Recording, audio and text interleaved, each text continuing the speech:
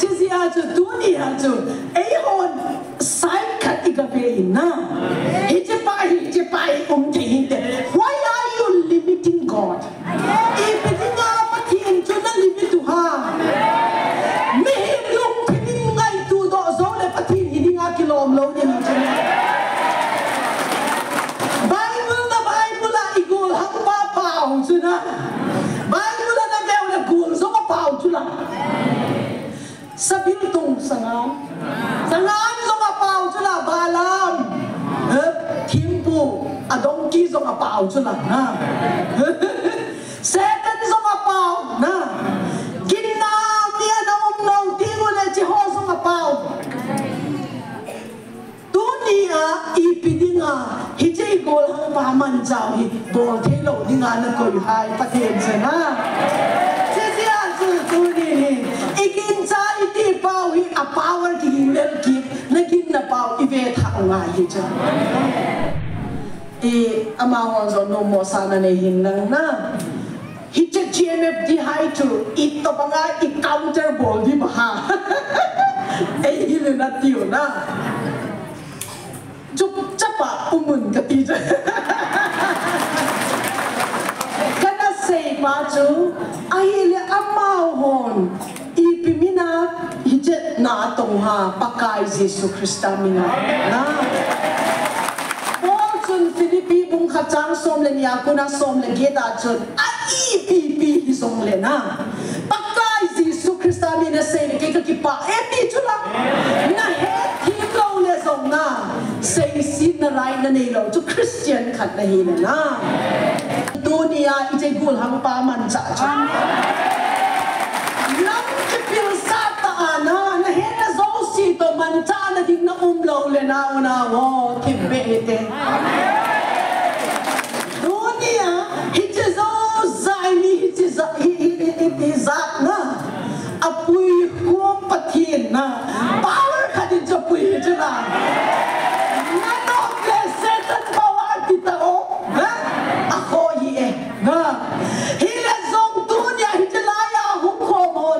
Jesus Christa thang bale chunga kuna pakaya kuna lo jun pakai Jesus Christa athang ba te tu ni na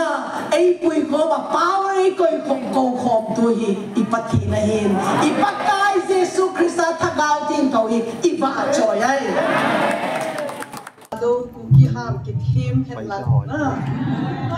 num ba bol ni ka nok ya cái thép bé xe lôi hi dòng lên cái hình mang gút thì ngay hin, gọi dia cho cookie worship service thu cái say DP how ki bin pass mark AP ta he, gọi dia aku na hungo na pa Paulin ho dòng apul le zin aku na dòng message say thot hita na, ahung ngin ka kin chain, koi laya ha. Có chi lần rồng ai bảo mình tu nia chỉ là ya công việc gì evangelist pi chính kolam ha pu evangelist pu thằng say ha in ấy câu mấy ilawin có dia có online pakain tu chung lam ka thu gen dinga thu say dinga nagati ding le GMF dia ya thu nagasay dinga yai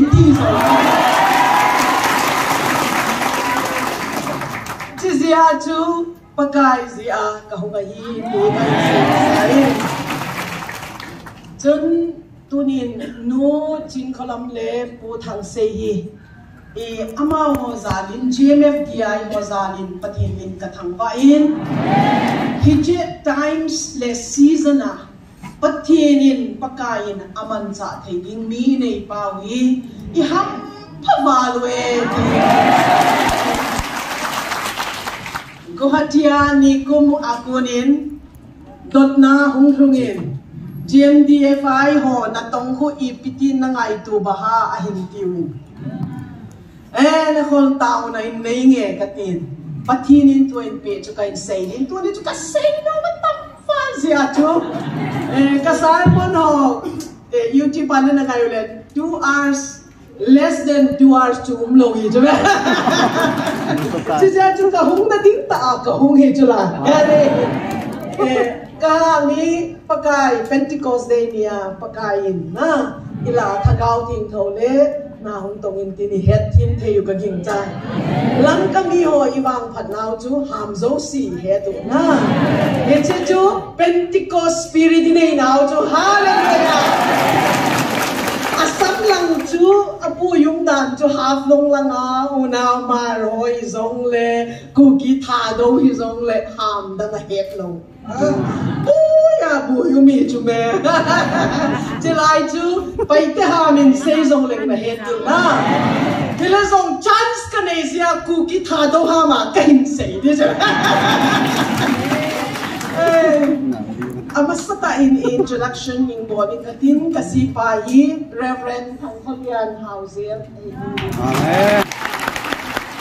Sani kanayon katsapaw aupaso chu tuni kay ho charcha programa na isin hung thayin at sa pangzo na Dr. Ebenezer Hauser.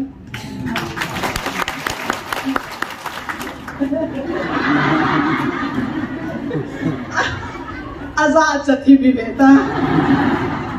Asam lang ho, tu kazaw sa pay-payin tin na. Ilahizang thagaw ting ho ting le kiza sa ting tanok chume. Chun kay ho na tong na hi conductor po na say sin tong sa kasay nung ngay lo na. Patin thu say di nga ki ko le patin thu say di kati ya chu kasay be nung ngay lo ilazong kay hinunga na gulhang tiya nunga kahilaya chu pakai na tong dingin ka nakipe do in at the age of 16 years kahichun ka nakipe do in pathin ko makana tawin kay jumidam thailo kahin kanui na ga veole ka hazo si zong chu a dark color pale color hi chu as hi chu ka om na Valentine chi si a chu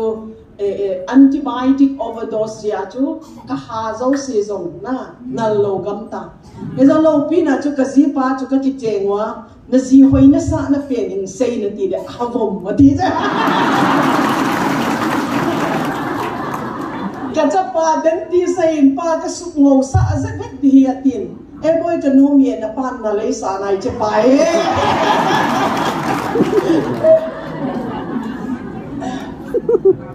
pagkai ko magkanatawin kadam mo val zizin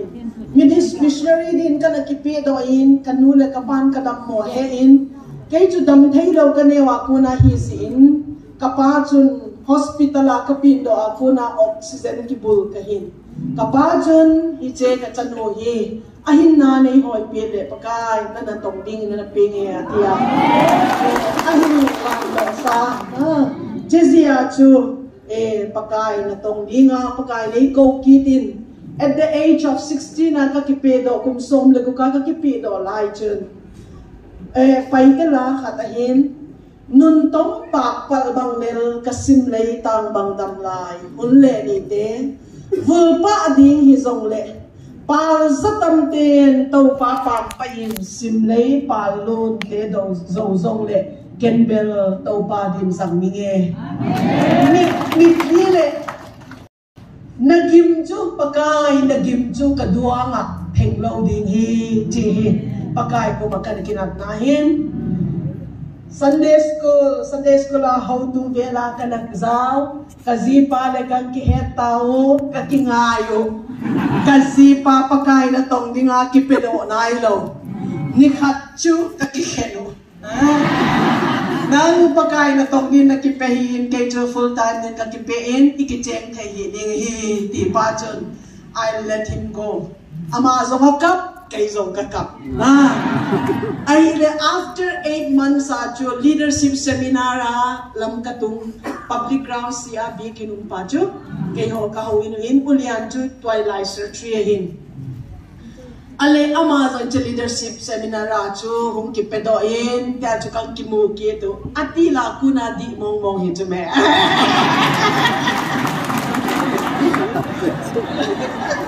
na ayun atila mo gi lo ting le na among la mi Bible di go ting le thai long chu me ti we no ha hi le zong itel le pha na lai di chu pakai grace pakai mercy pakai favor and there's a grace called restoration na restoration to wasted years zong ka return dinga hi na phat anana naman sa ho zong kapit kape kid dinga hi na lokason ane si ho zo si song ka return back dinga hi ti pa chu inezia chu dunia wang pha ham pha na ti het da yung isan chun here my ministry si atomin kan say dinga hin pakayin mitam ta hi vision valley gin chalo na kaizong traditional background na ikata ki pudo ahin vision ho zong inagin cha pe lo chume hile zong pakayin ai piting le kagin cha poi ti thei ta lo chume imu pa chu I saw what I saw is intula na ai hon imu lo si wa chu igin na pau zong tiam chula imu chat phating le kai hon ka thu sei chu nung zoi yon ipia sei ha ka thu sei chu ka za be pui lo kamu pa chu ka sei hi Bible naga vele now ho ivele Genesis akuna Revelation chen encounter ane chula Genesis, Exodus, Leviticus, Number, Deuteronomy, Dan, Buiti, Ba, Azi, Tupa, Koiha, Mosi, Iju. Mosi, Ipitia, Azi, Baha, Auma, Tuchu. Na, Amazon, Ping, Nailo, Aipiti, Baha, Aito, Banga, Aziha. Because he had an encounter with God. But he encounter in Asia. But he dun kamailam na mo tayo di kanung lam pa chuka vesa di na hiyatin. Anong lam avele atila chu patinin valele si me teacher head do si chula. Mihi masim dan zong chu ni khat ni pa chu ni jesse ni pa di chu ni thum ni pa chu ni li ni pa chu ti na sim chu. Old Testament Lord him Law book in a azik to mosi. Tam kasi man loading chethui tu niya message in kasi nung valzing at tayaka tayo dito. New Testament 1/3 of the New Testament wrote by Paul, who was Saul. Azito pa Paul to 1/3 muntuma henatu munkat munni 2/3 of New Testament zik to pa chun. Taksa ka Hagawa uma kahelo jungla makagaka tawin hiche kamu Damascus lampia to encounter ane na ai ho to buksa hiche a reality aung palakin jakit talo na chesiya to vision kane patini nei mo sa ho zo si to Bible kamu 1997 kanu pawa pat kai na tong din kakilanin kazipa zong kilanin pakai na tong dingin 1990 June 1991 December 14 kakitengun 1992 May June pakai na tong din kachido un kay hom lamka zong chiche gam zong kada na almost 33 years itana here am I ministries ti hikapat dawn din iti interdenominational organization ahin tu ni GMFDI ho kung magpapatu kasi kaya pagkain na tong nasong ministries of to say ting la katet ngil si na pagkain no tu katay kasi nung valzin tu niya here am I ministries as si tao na naiman pi di nguhitan kakipa avale na kalo vale hallelujah pagkain si katang bae Hiti organization hi kazipa to kanapat doon tun 36 missionaries are working under us mo missionaries som tumlet pagud kanoyo anatongwen mission film mun som let huma kinein school mun niya kinein na gawati azong him agape center kitiin training center kinein missionaries ho local evangelists ho women leaders ho youth leaders din ho training at kipin na to mga to nakitong ahin hiti organization nam chum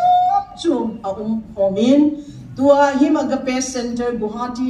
in charge patu thangmin lun tota kitin zo ho ahin ama ho in charge in umin 24/7 counseling centers ong ahe. Hallelujah. Amen. Chun pakai zalin kachate ni higul hang na laihin. Kasi pa chun achina na amo ding a hole se.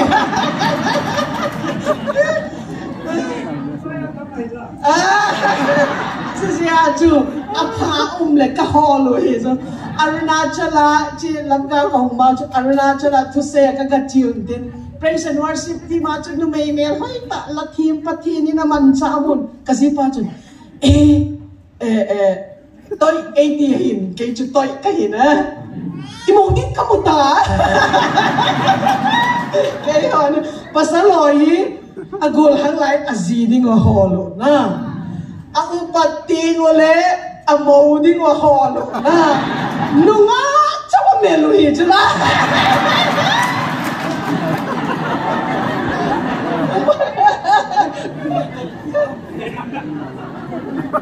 di chana chia chớm na ho zo la tao nai lên he tu ka him thu ma he chun GMTFI pakain idinga koiha GMFDI ipisia koiha pakai program ipiati vel isei do ma chun kai family un katawin GMFDI na tong na kazaw lo chu hitei do he ka tia chu jesia chu kasi pa chun ni tam vale agukin evangelist pule evangelist pi ko ma ipeti baha atin kay chun ni tam ta encourage na dinga he jesia chun evangelist pule evangelist pi hung hen lang na iche phana sa mga committee member ho zong na dot lo dingo nang hon no pan phana sa mga na naman sa diyo GMFDI nga ito kasi pa na ipingo sa nga evangelist pula evangelist piyo nga amanzo na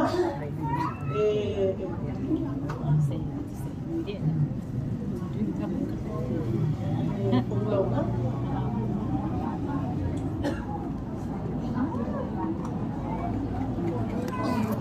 mong nát tiếng gì hơn nữa cả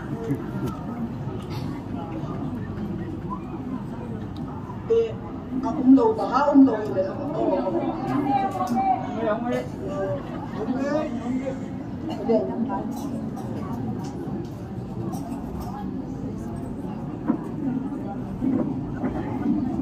ta còn nữa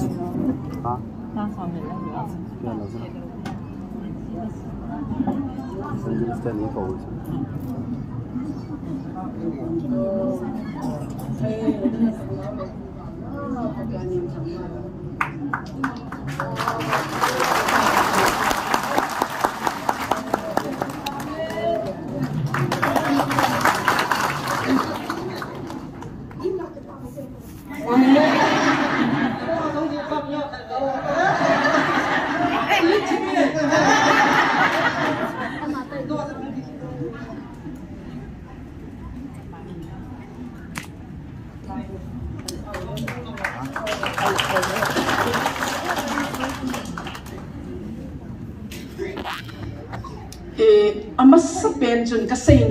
What's happening here?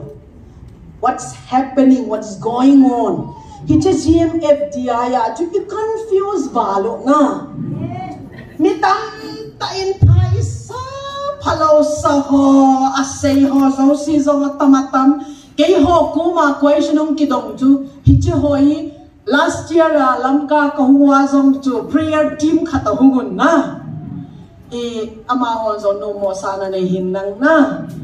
Hiche GMFDI to ito pa nga i-counter ball di ba ha? Eh hilo na tiyo na. Chup chapa umun ka tiyo. Kana say pa chu ahili amahon ipimina hiche na atong ha pakay Jesu Krista minga. All chun Philippi bung kacang som le niya kuna som le kita chun IPP hisong le na pakay Jesu Krista mina say le kay kakipa eti chula na het him lo le song na say sit na right na nilo to Christian kat na hina na chun hitche patin ko makatawa patin hitche GMFDI ipiha katile alo pi mama kat kan say ni jo HIA ahia teacher ipiha NIA inay na Central Government Investigation Boarding ipiha tirting le NIA inson aya to HIA ijala Heavens Information Agency hallelujah na pakainin katangbaye hitse kaya pakainin ngay lun na hina lopi sa aloha hitse di nga mancha thay di nga na umho pagkain ako'y ihampadan na. Katawla ya ju pagkain ay tupecho ipihay tile. Luka si ajo luka bong som le kuha ko na som tumle saki ako na som dito na simule. Palm Sunday niya ju Jerusalem pagkain si Yesu Krista at chila ya ju. Anong zuiho na sa taakiko na. Pagkain si Yesu Krista ko ba dyan na nung zuiho hitipuhin. Teacher. Alam is pagka Yesu Krista dyan ipiyasay ha itile amaho at hipule na sung no ho kakikaw do sa ating unaw ho betang na GMFDI neo pineo panamuha patinin nung zui kiti ho bungalan ta ho manchading amuta law siya dyan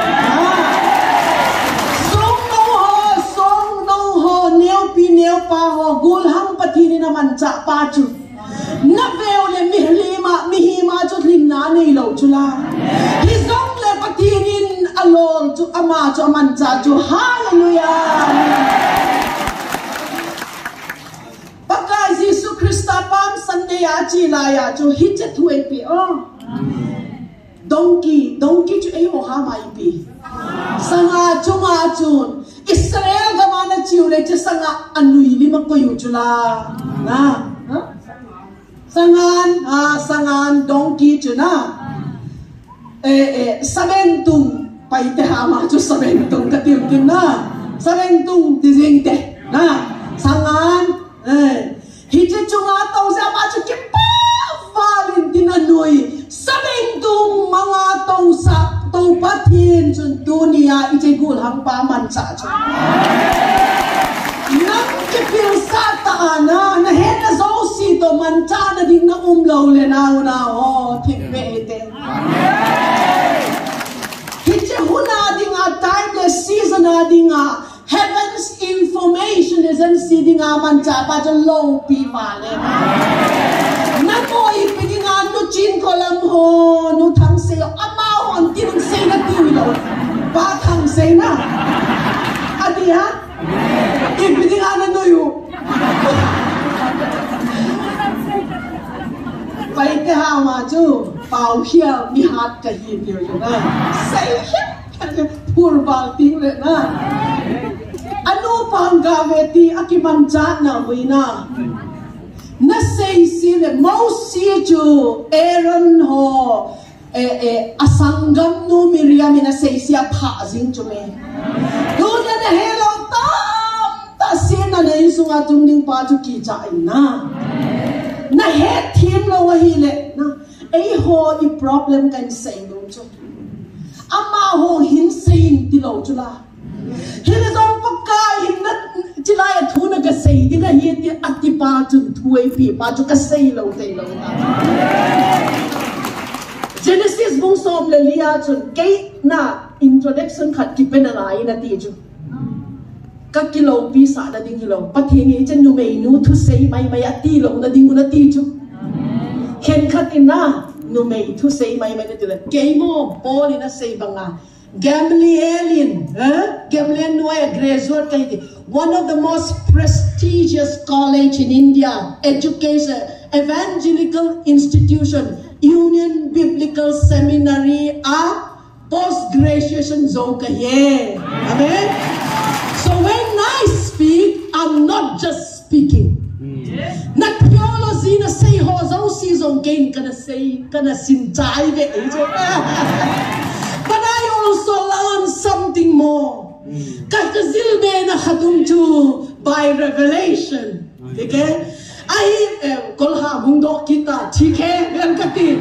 tu ni kecha kona kachi tingule buhatia cho online na sermon kapi ke diu na cha pangle kolha ma chuma kase na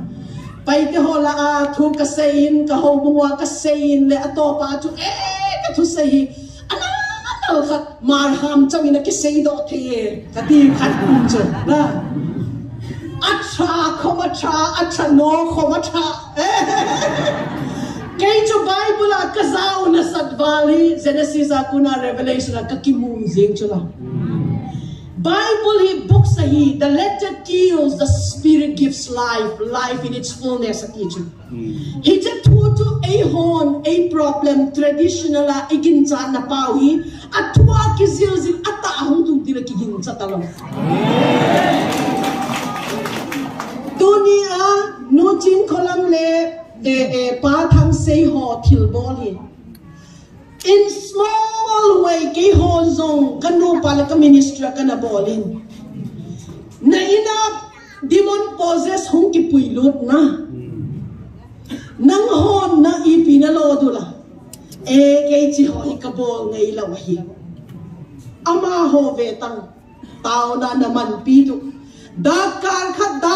ni asun azan umlaw pachu na palbi hizang le kholom hilaw zang le zan khuwa tao na niyo nang huwa din ay tao ting le na kay nik say nom chu abang le na ham se zong se kipudo na curse kipudo zan zong imulo nikhat niya zong chu suicide attempt mol kat ka hun ka matin ka tao pion heche pa chu zan zong imungay lo tia chu umzingat kagatao piu phat kaman pi chu kay zana second khat zong kay mulo. But we never say those things to those people na amaho ko makiga say kitalo but yini ni cha cross puwa ka zuidi mo izuidi nga tizia chu kizuita chu ne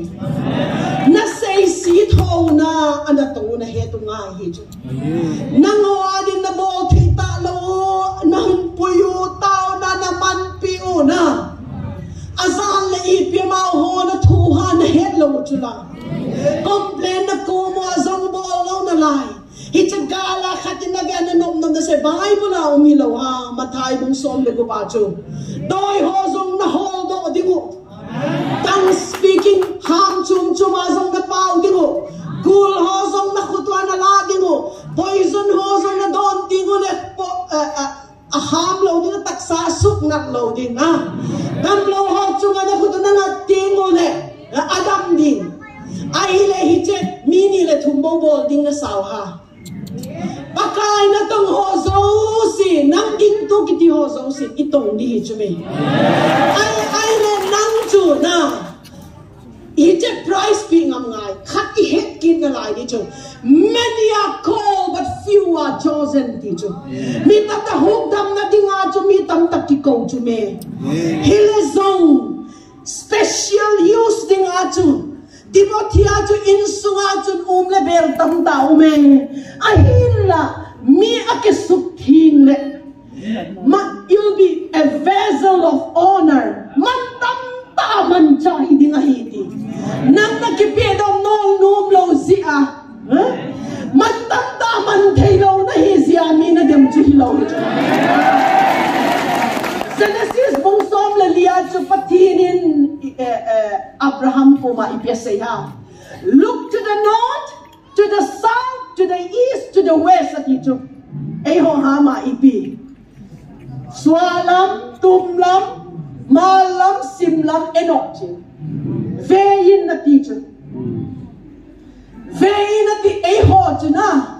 Swalam na. Side cut iveyin. Ay iti ive pa na sayo dilaw hilaw chume. Hilsong side cut chow na ve tingole not na ve le south a ipilong ha west a east a ipiuma na hello chula na hello chu ipidinga na demo na hello na ve ta kazil di na lai hindi iti di chula una wong ai tu tim tua hung ho sa si chu angai lu ho na TV na pwedeng mo kasi nito. Na, doon niya, hitsizak na, apoy ko patin na, power ka din sa apoy ito lang. Ngano, kaya Satan power dito, ako na. Hilazong dunia hijalaya hong komon pakai Yesu Krista thang bale. Tunga kuna pakaya kuna laujun pakai Yesu Krista athang bate. Kisyachu duni na ay pui ko ba power ay ko kom to ipati na hin. Ipakai Yesu Krista thagaw tin to ifa joy ay. Last week chun Shilonga unaw kat kukikat dammo hospital chizeno doctor in zona na hello katao pi dingu chu counseling them chakat nei ngai kazi pa chun aku ki ham le pai ti ham counseling a ball gol le loinu chun pastor pu reverend pu pai ti ham ka head lo kulia chu ki surrender ta kay kakipat kidin counseling kan bolo counseling ka so tao na khat demonic doorway kha ngai chuna ama kesa chu chu ka kha pe ding chu o no ka sei nung nung is ga sein katin ka sei le tun so ti ding ba chu ken ka het ta lo ku ki ha ma chu chatuan ka ti le aman ka taw la chu tun so ha tun so ama zong TV ngay le nui beta ka tao zong tao bang talo na chatuan ka tire kay zon ke pai te hama zon khanto ni chuna chatuan ti chuma ro mi zo ho ha mi ta na he za ku ki ham dinga tun so chu ka he do so ro chatuan ka tire tun so tan tire ha tun so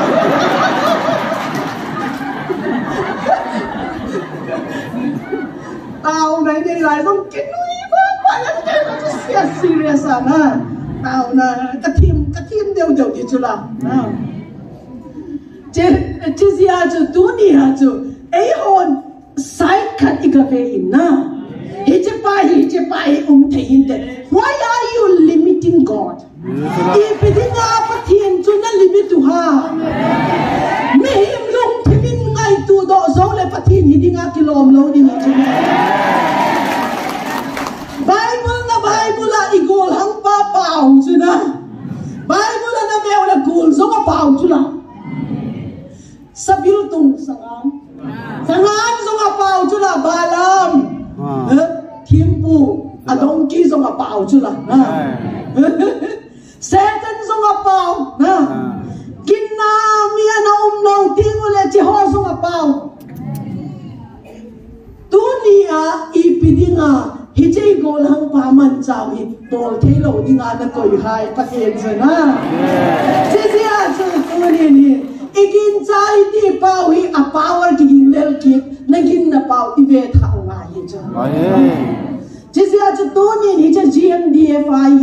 hi cha igal huna time le season na dinga pakai to mga aman chan na lopi da dozong chu Wednesday ay dil ki dinga tina hallelujah pakai Jizi achun heaven's information agency ita chala na information hunglung email mahola information zo hunglung nang hong khobru ki hen ti ho na seiwa khobru na gin cha un lo pao chu kan sei na lai di chu ka thu sei num ka sei nai lo hi chu me na bui val ziwa na Jizi achu patinin hitche GMFTI hi songo ki kaudo sahita Presbyterian ho ko ma ki kaudo sa le baptist ho na zaw lo dingo na hobung danga umle na zaw lo dingo chula he chula ya chu aneu pening zong anai thei dinga na ona ho tin khat kai sei no na lai chu no chin kolam le azipa na tong na pa chu Mihim ave kol hong na neo pi neo pa hong. Keju, I was moved only by the kind of works they carried out. Keju jan na tong chawa zong chu na fenwe ka kapa chat vale ti ding chu khat kain se lai chu igul hang pan pathina man chat king le ai lo le kho brui ti hai na a in khat ti le i pastor pu i evangelist pu ha ding a chu khudi ben diu chu da ka iza da makuna abil bola chu angai tin ja tu sei do in koi pa ha ape ding ka de kay chu ni evangelist pu zong thagawin pui lo le na azo zo lo di chu chi sia chu ana tong naw lo bi ka sa awani pakai men ka thang ba ni chu amen dunia zong ka hong na che hon na tong na hi na na sata pakai pathinin lo bi ta man cha di chu ka dei sa na le ale ka family wa ka hong chu amen hallelujah ka ti ka thang ba ai hong lung ding a zong pathin man cha hi na ho broi ti pa hi shi future ke le ka zipa chun ka zipan to na muin ke zong ka muin ke chun ka zipa amodan cho ama na ko ti le sei na ne na de tu ne ke nei ko hun zong ka pi lo di ja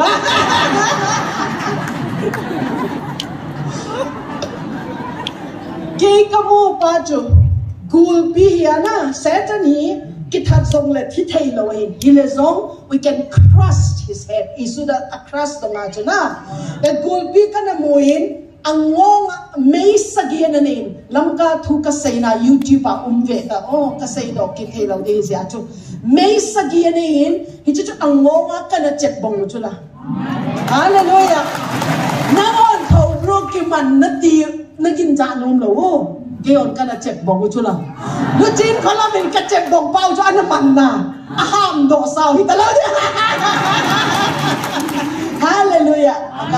ka bai na chizia chu igalu to igali nei pau hi tau na ke ho guhatia ka omon tau na kai man nang ho last year nikuma chu thu sei dinga to New School of Nursing to say dinga ka hu kay ho Guhatia asuna zana ka zipa to tao na kan ministry kitaw 1.5 months 2 months vel kitaw lam ka ho sungay mo jo lam ka ho na nasul value gali ne yung na hello ha ka tilina na ji ka hu pathin tu kan say ka zipa ko ba an ngol ni tao cho lo hi na an ngol la ni a ka ne de ki tao na 2022 chun pathin in 218 lamka a manipur thu sei ni nga ka hung lai chun boundary na sim ni mo hi 80 chun gal ding ma hi chun a hi le mi li ka han do un tao na le ka han do un hi Hichalanga shield igam gidi mo na a boundary buffer zone bolding kasol to aminuk ka seizing na ma ho zon sa mo hirte pa thang khomang EBCA evangelist ama hi mission worker hiya ama family hi azino le achapa le na ama ho ko ma na taw dingo nagachi dingo patinin thun pe four corners ana ki shield sa ahin ane na chi dingo nagatao dingo pathianin hichet chanin marking boli na ti na chan na mark dingo kathiu ane hichelanga hung ho chun kang vai chana chu marking alang agabol chu mi tam tai nei tamu na moirang chanai pidinga na bol lo ha ti na ele zong tao na hung lot banga chu chelanga chu mission compound khosak langa hichelanga sai kon ko khang cheda chelanga zong chu mun lia na shield ki bon ei chu pathi ni nei mo sa chu mal cha got to banga ei got no mo chu na chezia chu shield the four corners atizia chu shield ki bon na pakai min ka thang ba in kang vai he la hu do the na dunia zong ilungai lo na ding khat chu kain sei nun chu ke chun pakai Jesu Christa chu aban na ya cho phal ban za ka kang vai ko chunga chuna ta cho ban zaka aku ta parzing chula ke o ka chi ha naw cho kang vai vel zong program tam ta ka de ka sei do dum lo si a chu ban za in tin a sang khol a zong kamu nang hoi chila ya fleck vel na sei jiwa cho a sang khol a color zong ka sei num ta lo chula anta abe chu ken kamu chula si a chu sang khol a sang khol lo pi le na hui lo puan color chu ka sei lo zing ni ta chu an ban zan kamu in che sai kot lang a chun angels ban til ko chu white a ki fan le maroon a ki van ronia kamu chu si a chu pathinin ikam chu event sa hi ti ma chuซึ่งที่กมัวดึงอาเต่าในเนปฏิกุมาก็หงมาสักว่าจงจูปฏินถ้วยปีจูเหล่าปีวาเลมิเลจงก็เซนุ่มเบลเหล่าอาจีจูอีปีหายทีลุงคำเจ็บปวดเห็นลังนะปฏินฮอลเจ็บเหลวตีกันนุ่มสิวะฮิเลจงเจ็บเอ็ดดีอายาจูอีกูหลังปานปกายในยุมปีน่าจะเสียเสียน่าเท้ามงแล้วฮะฮิเจ็บแบบจงจูเหล่าปีแล้วฮะแล้วฮะนาลาวโอ้ไม่เลยหอยนี่ก็มองลูสูดิตาวาติเลยฮิเจโกลหัมปาปกายน้ำมันใจนะน้ำเมรมาวกระดูสาตาฮีตีปาจูฮิเจเขียนเราปีละนักขี่เดนักขี่จัตุสันทรงในมุดงำโลนะฮิเจทุกคนเสียจะลุงมงตะการเอาไว้แล้วฮะsi a chu na ho tu dia na pathini nei ho ai long si tang hi lo pi ka sa wa lu na pathin ko ma katawin pathin a hi le kagamu boi na pa hi i chan dai di ba ha i ti le nang zone nei pi di ba ha ti chun katawin ai le pathini nei don na pa chu i ti na sein a first year a chun akha sima ka het lo na a first year a chun nakki hom dingo na no lo mai ta nakki hop khom dingun na ne dingo a second year a chun ama akuna ahong ping do pa chun na ne dingo a third year a kun chun na set bao chun na ne ta dingo pangani na khang na jizia chu pathinin ay lungsi na alo pi valo na email ma ho dunia hi ay ho dong gul hilaw na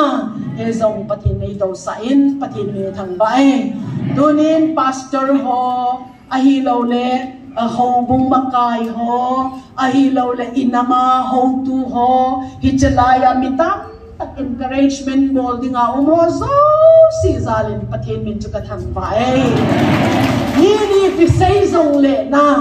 thuta na din pingam na pa chu na patinin malsong hin tinu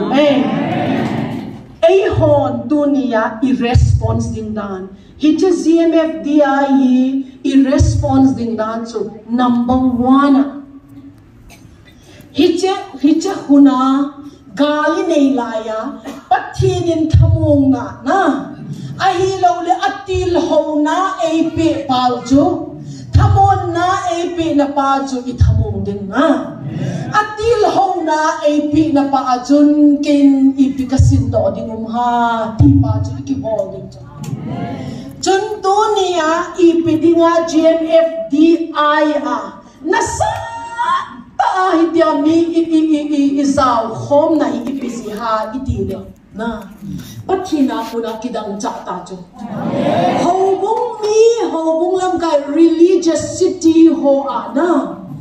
ihasan na pa ilungay na pa chu aansarong talo chu kitisi chu nan mapula na noblo na hobung makayo ni pisay zong le agu hi zong le nagachina ahin say siu na hobung na kai zong le meeting na sa ulong mai the na hile zong tu niya I response din no chin kolam le azipa le GMF DI anatu ipiha leise dai pakai na tong ta ho chu hebraizi bung som le khat na chang som thum le gi ta chun a Ama ho he they wandered in desert. Ho hama sim sadi uma. Hebrews chapter 11 verse 38 achun. Hebrew na.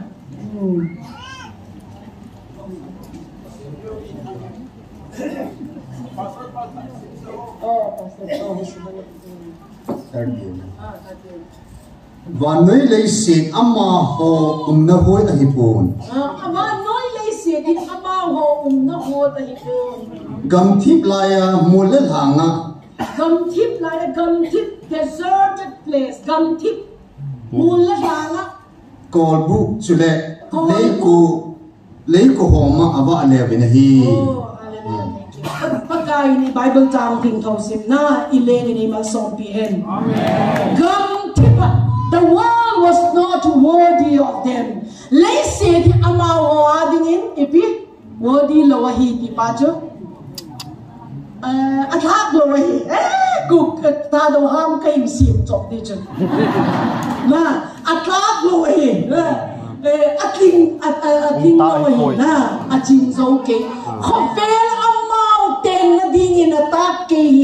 the world was not worthy of them. They wandered in deserted place. Gamtip. Ona o dunia, pagka Jesus Christano, Old Testament ako na veule. Very lonely life, deserted life. Gamtip ito. How mga zong tagawa na umtatale pa mun na naitalaw yun. Now, religious spirit dan de kahinsay di chu pan ay ho tao mi hisia itaw na ding point song kahinsay di ngayon. Tuni na deserted place di chu gamtip na. Mi ho va choy na zong chang talo, tilpa say na zong talo, vetang o doy le ka ho na sugboy ho akon puyo, anataw piyo kay ho kainwa chu zing ho ba mama azang kipuy zing o na. Asungwa som lut doya lut na. Ay hon tao na let huni naman cha pina. Suta. Ay hon ay di setan til boli beta kina. At di pa ko ba solding kanopita jula. Kibay sa ding na. Evan say ding chu til khat pami ka say law ding ko hatia chu. Nunga khat na golhang 13-14 years kat banga zong kalzing na ama jo pastor na kole pastor zong you I challenge you na teacher na akhat pa jo na kisul pin na mai zong thisen bod na ai le in nei nu chung along ai na hello cross khat na yun din na across a face sa le slipper again na kay ho sa Sunday hindi ka call chu kasi pa kaya chu miss call din ta na chu ka kamanwa chu 7:30 vela chu ka call back ko le buyo apaw chu law ba luma ki khumse hostel khata gol hanga gubana ko na ai le kay ho ka ka chiu room khata na khumo chira isong chu bangai ta na ki khai jing chu na phat kaman piu ang dam do na akin pastor ho chu ka challenge city na chizi a chu ikive phat ngai chu na don Paul ka hen na Yesu Krista ka hen nan ka he yeng ti kha ding pa chu ki cha to do is na ile zong tu ni a mi pi hon what should be our response I had thing din khat chu kan say no min da then again kasay sa chu kasay to chu south na via north east west na hello siya chu south na via na muna pa chu na say chu di lo na tu ni na ho bunga pastor ha makai ho in asay pa di lo di na hilo don't never look down nang ida na ve no idin zong hilo hila zong ama na mo pa asin amu pa junang namu kiting le ama ko na nang ne dingum talo chizia chu sa thau jo kizo na pa ko ma na hol thim ngai ta chula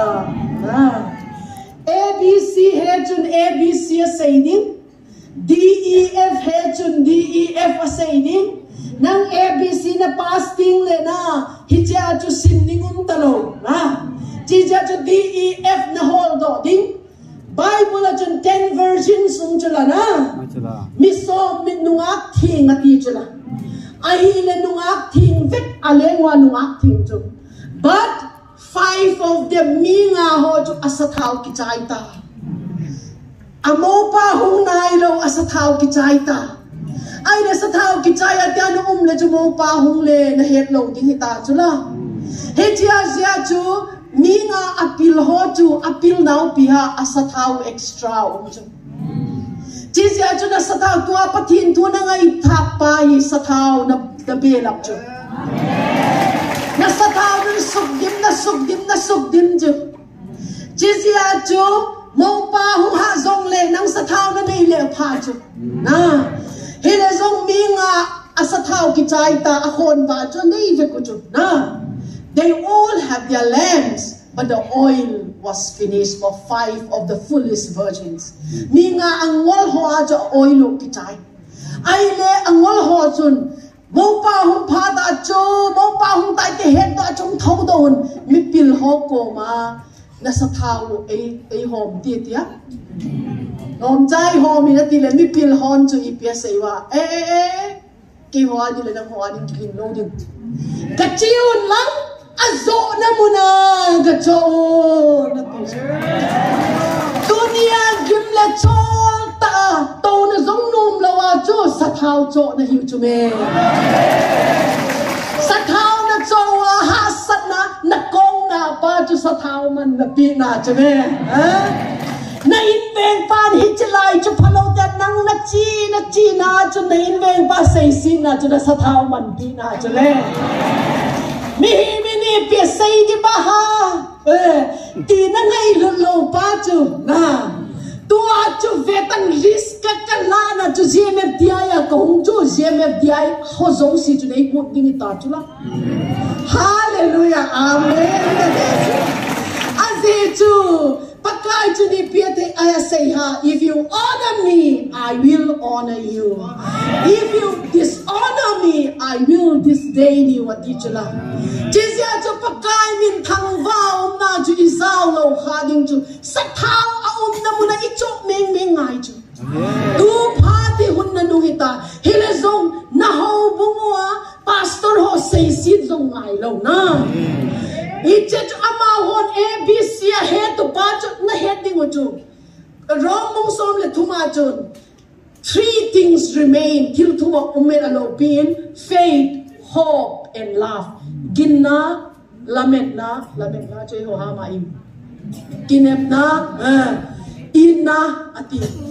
hen kha tho na ginna pe pa sei ding ata ama wan zong anei na lai di ba hai het ta lo chula he le zong one part of the gospel na Paul so nai piti zong le se le patin to le ka ki pa ti ding na he le zong nang pa chun lamen na doi in na doi le na sa thau na mu na chu na ka holding I chu me aman chu chu nasipan citahin ati may thay chula ha nasinun citahin ati may thay chu na ho bung mi hon song ati may thay chula hele song pathin mina thutta pa chu ka het do ngai hi tia na chu sathau tam ta inai din mo pa hung ting la I het dinga ginna a pathin thu he ho song pathin in judgment bol tabe na hele zong pathin it those who love him there is a special package prepared by God for those who love him zohan bong som le lianas eta veole if you love me you will obey my commandment na inay lungsit it nei ngai lun le na kathupe na zuiding John ipia say ha Kele kapa chu kahungding nanga we will manifest ourselves atiju pakai Jesus Christ ang kilala pa ichang ding chula Korinthon khat bungi na vele ti things prepared for those lovers of God. Jesus Christa hugdam nana chanaju patinin nang lungsin na. God loves you, but when you reciprocate His love, ama nang nalungsin dile. When you are in Christ, Jesus Christa ginjan ya ju ama isunga humju. Hilezong nang pagkai Jesus Christa nalungsin dile, you are in Christ. Hijin ama lungsit ho adinga space eyes have not seen. Mitin amu khak nailo na.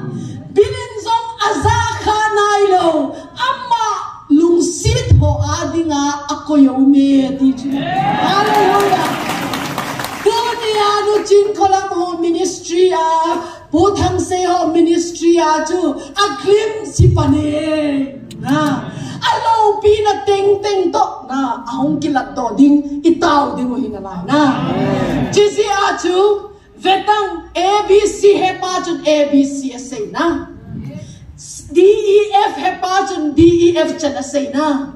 Hilezong khatum jula GHIZK he na. LMNOP hezong jula na. Jisi aju dunia nang DEF na heta le ju aban na ho ngai chu la. Hiti si a ho bung mi hon song I het tim ni nga thil khat ka doi chu. A hi le nang patin tu na seya na ho bung mi hon thagawa me di nei lo zia mun na nga achile nang ipidi nga na lung hanga. Kayin kapi din kapi lo zia amawo agil kil hibeta. Na, hindi nga kahole, ihe tumahin sila. Nang pastor na hiya na ina at sao, melma na suboy hong puywa ng imatsa na bol tay lo le. A bol tay hoko maachilaw na ipiti nila. A bol tay hoko maahong din, GMFDI damnaan na ile Bible chun ipiyasay ha. Tagawa malsom na natsan na hoko mataksa malsom na napidi nga iti dyan. So Romans 15 if the Gentiles are blessed by the spiritual blessings of the Jews, they owe it to the Jews to share the material blessings of each other. Tagawa malsom na itan na hokoma taksay malsom na chu ihop ding mo ngayon. Mi ho si koma hitcha ministra no. Nang tagawa priest nga hong mangchak pa ko manapiding chunang nabatita chunang. Alo busy chuna. Ay honda ni sim ho hitalo. Lungtang na asunga ko na dan pita ugi. Jisi achutunia hobong mi hitale mi mo hita lungtim let iputungay ta chuna. Hiti jisi achu ihobong mi den anne ding holo chula. Anne ding hol siwa chu nang napit himlawa napit hello na hol ngai chu koi ha atila kuna doi hol khena koi ma umlong chu missionary ne kitin here am I ministries at ka zipai director ahin kay founding president kahin mi ahungin tao piding pathin thu isain ding le amma hon cha masapena chu damlo ho hin pui dingo doi mathoin puidingu. First, the more the power that you preach at you tonight. First, atu be ke hon ka ngai num hiwe. A power on bolin lang.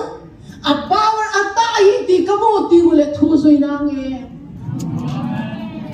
Ei ho lang ini bol khelo khat chu athua ipatu a power ki mungai lo. Colossians 4:20 ajun. The word of God na patin tu is not just about talk, it's about power. Tua hobong pakai na tong na zong na power encounter hi chume. Power le power tun missionary feel chum kikave. Kay hon koi bachan patin tu say nai lo ho kaga mudon. Chichu missionary ka so na dingwa hiche area chun shift apatino hi ha. Kali hi ha Ganesha kaga study he just study zo tingle amawa agam sumwa mel mapachu pakihen nagum ngap chun aina strong man mi hat pa chun head masanga ye ti Amen. Jizia ji ka head tu le missionary soul ting le na mi tam ta pin thang chun Amen. pakai na tong na tua be in ki pandimo a church here my ministry sung to na ki bol chu 120 baptized believer ta chu Assam very corner of Assam Arunachal border na all of them including the missionaries a missionary pasong tidinga damlo tauna hongdam that training kipin agamwa kisoldo kina Jizia chu kolhola ei ho chu iphawa na athui het mai le zong igin cha mai na ile gin cha na ti pau na ve ki ti le paisa na ha sa ti le gin cha na ki chai ta dam mo na ron cha na nei ti le na gin cha na ki chai ta it is not faith at all Jizia chu faith is the substance of being sure of what you hope for. What is that substance? It is to a substance loa faith pa ziatu. Tom chai ha sat le zong na igin na lo ta. Jizia to tua hi GMF dia ito mga ministry ay gamin po mo chila. Kay ho na patinin munchum chuma mang thang ho na go ding ai ko ai sabi ka he timban na power encounter ahung dam do tingole apathino far sa agin chan man paido ni na he che pathin ta tai pui ka ho ama ho ni ma chai bol sa the hin che ja chuna pathino ka gin cha tai ti ji zo tingle pakai thu ki hil bep chula pakai thu ki hil bepi ji zo tingle pakai Jesus Christa min baptisma changtang e ti tingole ki hil na a in velwa apathin ho zo se ki paido na ai ho chu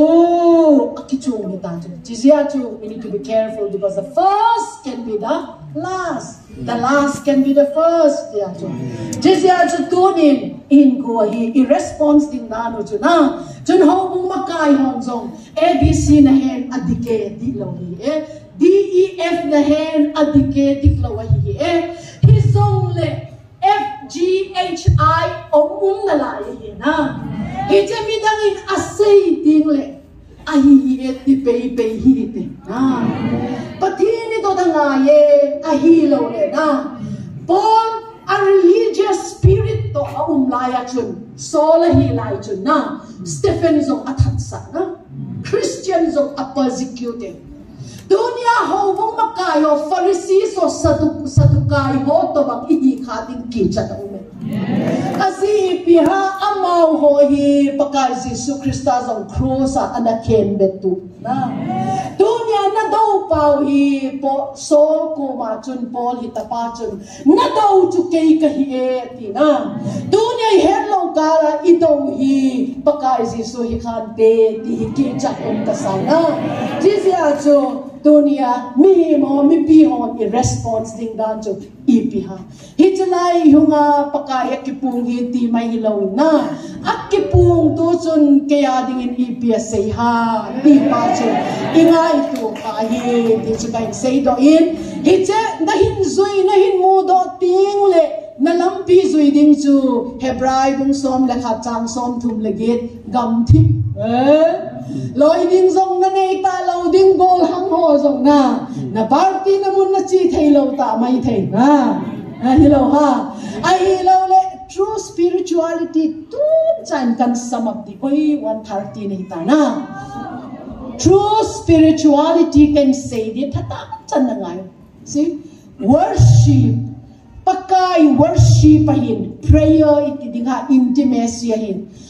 Mihim hit tripartite being in Tagawin in spirit, soul, and body. 1 Thessalonians chapter 5 verse 23. EP Bible say, let your spirit, soul, and body be kept blameless. Pakai Jesus Christa huma akuna na Tagaw, soul to hinna taksa Tagaw hinna le taksa chu dembeya omningayna ati pa chu aile. Nisina evolving true spirituality, true worship to ipiha.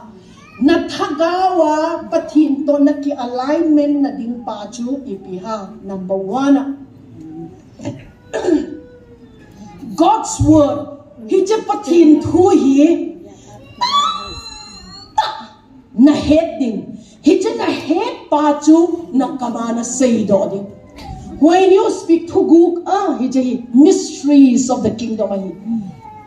Talan dunia na het tim lo mai thei hilezom jing le aya na het tim di si mi a pau ting le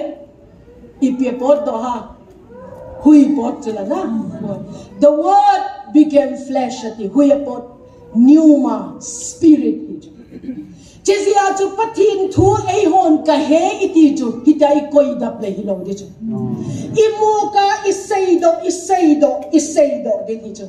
hija chu thagawa ikikanet na pa hija sing na thodo tin le no weapon fashioned against me shall prosper na ti chuna Satan le aloy ho in kele ka in ko adinga programa sim chu imacha alo ring long ding hi nati Bible it is written pakai Jesus Christa chu Satan na do na chu zi ahi to kunin na mi hinju man shall not live by bread alone. Sangedin ming ahin loading a yet. Pakai kun kama kuna thu hum pot dot. Zi ahi bangin. Torah refer to Genesis, Exodus, Leviticus, Number, Deuteronomy, to law book to Torah, it to refer to. Je Bible Isaiah 54 zi ahi to zi in. Me kay chu kachunga me ma planning ho zo si chu I macha assezo gi me tumponte. Your word will become flesh. That is your alignment with your spirituality. Hita chu lo apoy ako chu nang hon Bible naman cha ding izat na nei ta ha na. Ta hold on ding chu sing ka ting le month of August month nangon pathin zalin hong phana beta wishes won't work I wish ni bol ho hilaw na month of August til sim zosin tunay say malaw di til sim zosin bilanay uchu August ko maze August ha pakai Jesus Christa ming in tugon pilal no honge na we are sons of God dua khilkhat ka hong kid na lai ding chu ABC hele baby Christian hiju but baby Christian cannot be king lala to thilo chula Revelation 1:5 1 Peter chapter 3 available chapter 5 available you are king you are priest hiju but in male ho na simo Ezekiel Revelation Daniel face of a lion sakay bak ni chu kumbi na hinacho face of a bull you are a priest himpu na hinacho face of an eagle, you are a prophet. Face of a human being, face of an angel in a line. Jizia Jatunia, baby Christian, he's I gamzong Fansula. Kin I say, baby in a hello chula. Now, Negin a pay actor. No, you're taking a attarding. Jizo thing and no, you're taking a attarding. Jetunang nasilding baby Christians ya ju igam na pathin program han ko khelo ya ju dua pathin in a whole to sons of the most high God pathin in gulhang ilaw matured sons tun kachapa na heche kachapa doctor hi how proud we feel na nung kasadan na ama chun shoulder to shoulder responsibility in pudo thaita na nule pa ha to azong chu ministry pathin lo pi na dingin na aunaun akiton fila missionary khat na a bike ding a chopi go to chu hallelujah chizia chu ipia mature ding le nule pan angan si thaita chula baby noi du den na then baby thilo chula nang nu nang pan bon matured sons and daughters who will be able to shoulder your responsibility hiteta pa chanu na delevan pathin chun che hol chula now pang baby Christian ho ko ma thubu ka sei thilo chula hitla ya nu chin khola mona bolo Christian ho na head team lo di chula Jezia chu na sons of pakai Jesus Christus ong veo lang 30 years he jen chu he equipped himself synagogue vera kachin pathin tua kasir while prove himself to qualify for the salvific plan God has for him mihim ho salvation hukdam na ping na dinga qualified that even the Son Jesus Christ has to prove himself Jesiya chu baptisma chang niya chu this is my beloved Son in whom I'm well pleased Hije ka chapa ka do ka hom thoma mahin achunga ka kipake ale kum som thum chita chu kipalo ham kum som thum chita chu ama Son hidinga qualified matured hidinga na hije pathini na pit palal hiding pit thim hiding zol nei hidinga mo puna apipa chu asem do hidinga ti qualifying destination Hije zau peta chu thagao thin thoina puna kona chu me ma kisapan chu me Hije thagao thin thoin chika chapadoi tho ta hi tiang pung do chu setani na he mi zo si na he thita no chin kolam ho pu thang sei ho chu gali nei le amino thang che hi chu na patin nei ta ho chu na Mo Joseph zongen vetangon femin kial chu ho ha kial na kial la kid le prime minister atong sing chula ni ai sei se di go lo la thil phai ma chai bol hi ti nai chume ipakai Jesus Christa za aphapen palgon Beelzebul pawara hi le ho adinga chu het thimum wang na Doi pai khatin enu remi ka ngai ti le chu ki chak umi dila doi pai in I hate you ti le chu hallelujah ti de chala la ti ha sia chu amao hot ahead thing bai lo hi ban say no ai na hi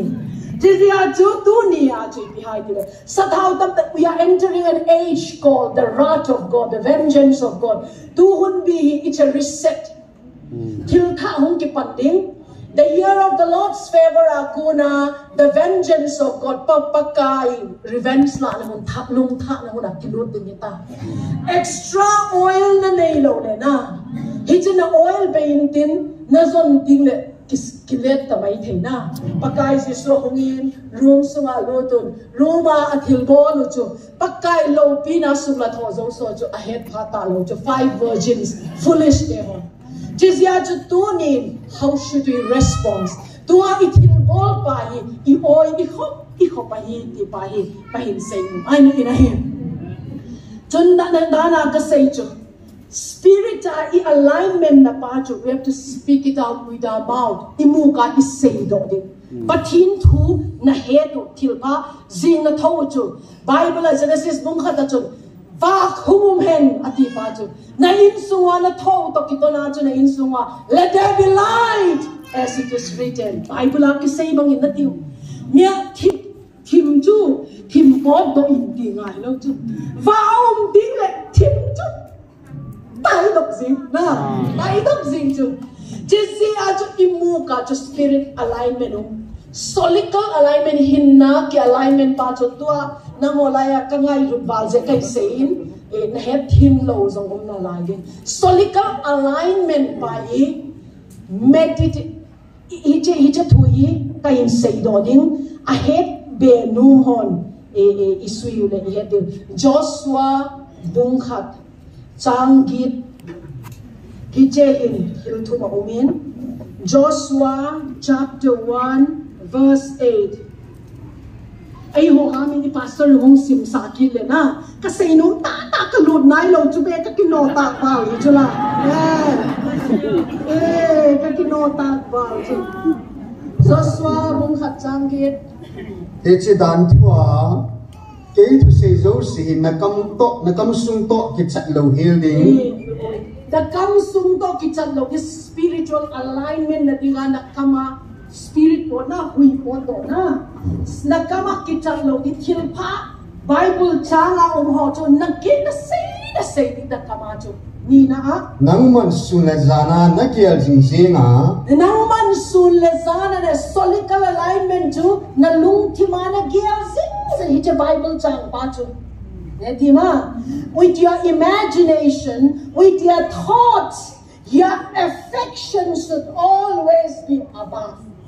Tumlamana affection na koising sabi meditate upon the word of God. Sun lezana Bible tu na lumtimana ngai tuding, and then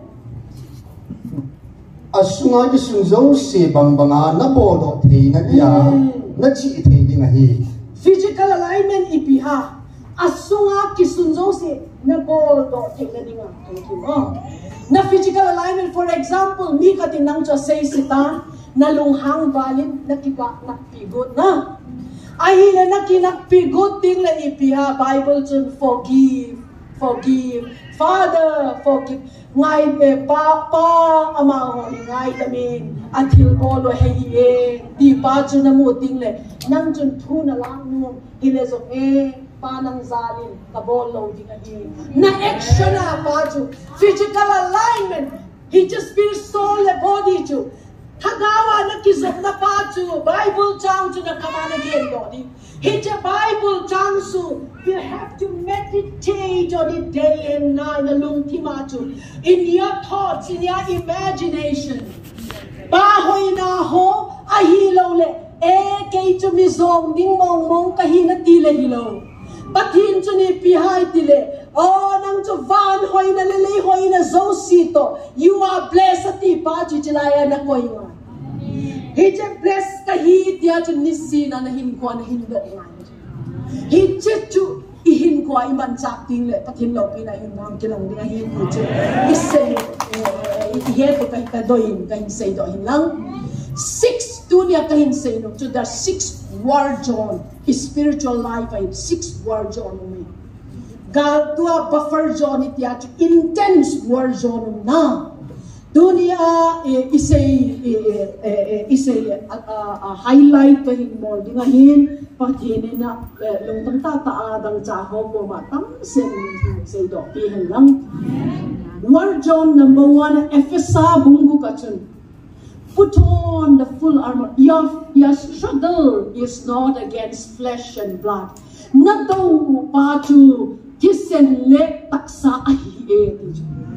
ay hon ihet him lo tua zong tu ihet hinga ka doi mama tu tun tao na mun in hin je me piaya ihet dinga ide tu ito pau tu ta sa le kisen hino dunia ihet dingo tu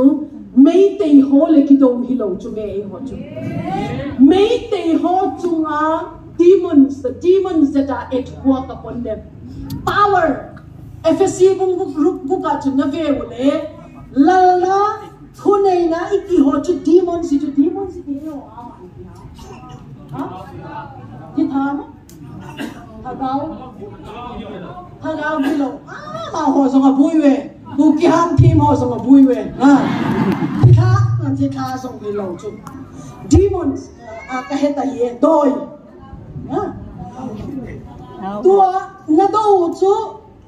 lalna thunei na lalna iti ho song doi chu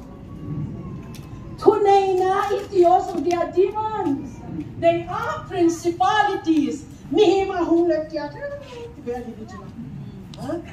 hije ho chun amau ho chunga na atong zika na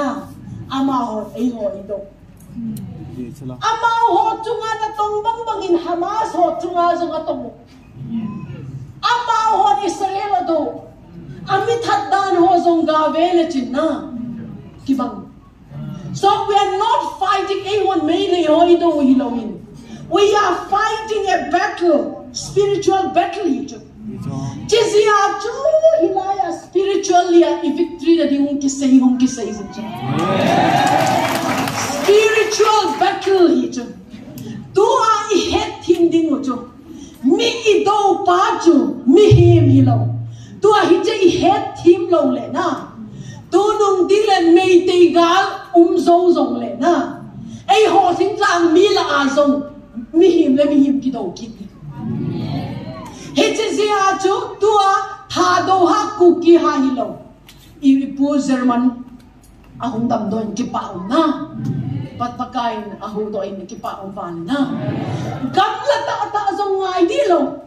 If that same demon is at work over them. Chizia chutua imaak izong humomle. Satan plan iheding ju. Political division ako idin. Religious division ako idin. Ay hola ju denomination division ako idin. Presbyterian, Baptist, Lutheran, Hitchet group, itiw na independent church itiw. Division ako Lord rin bale.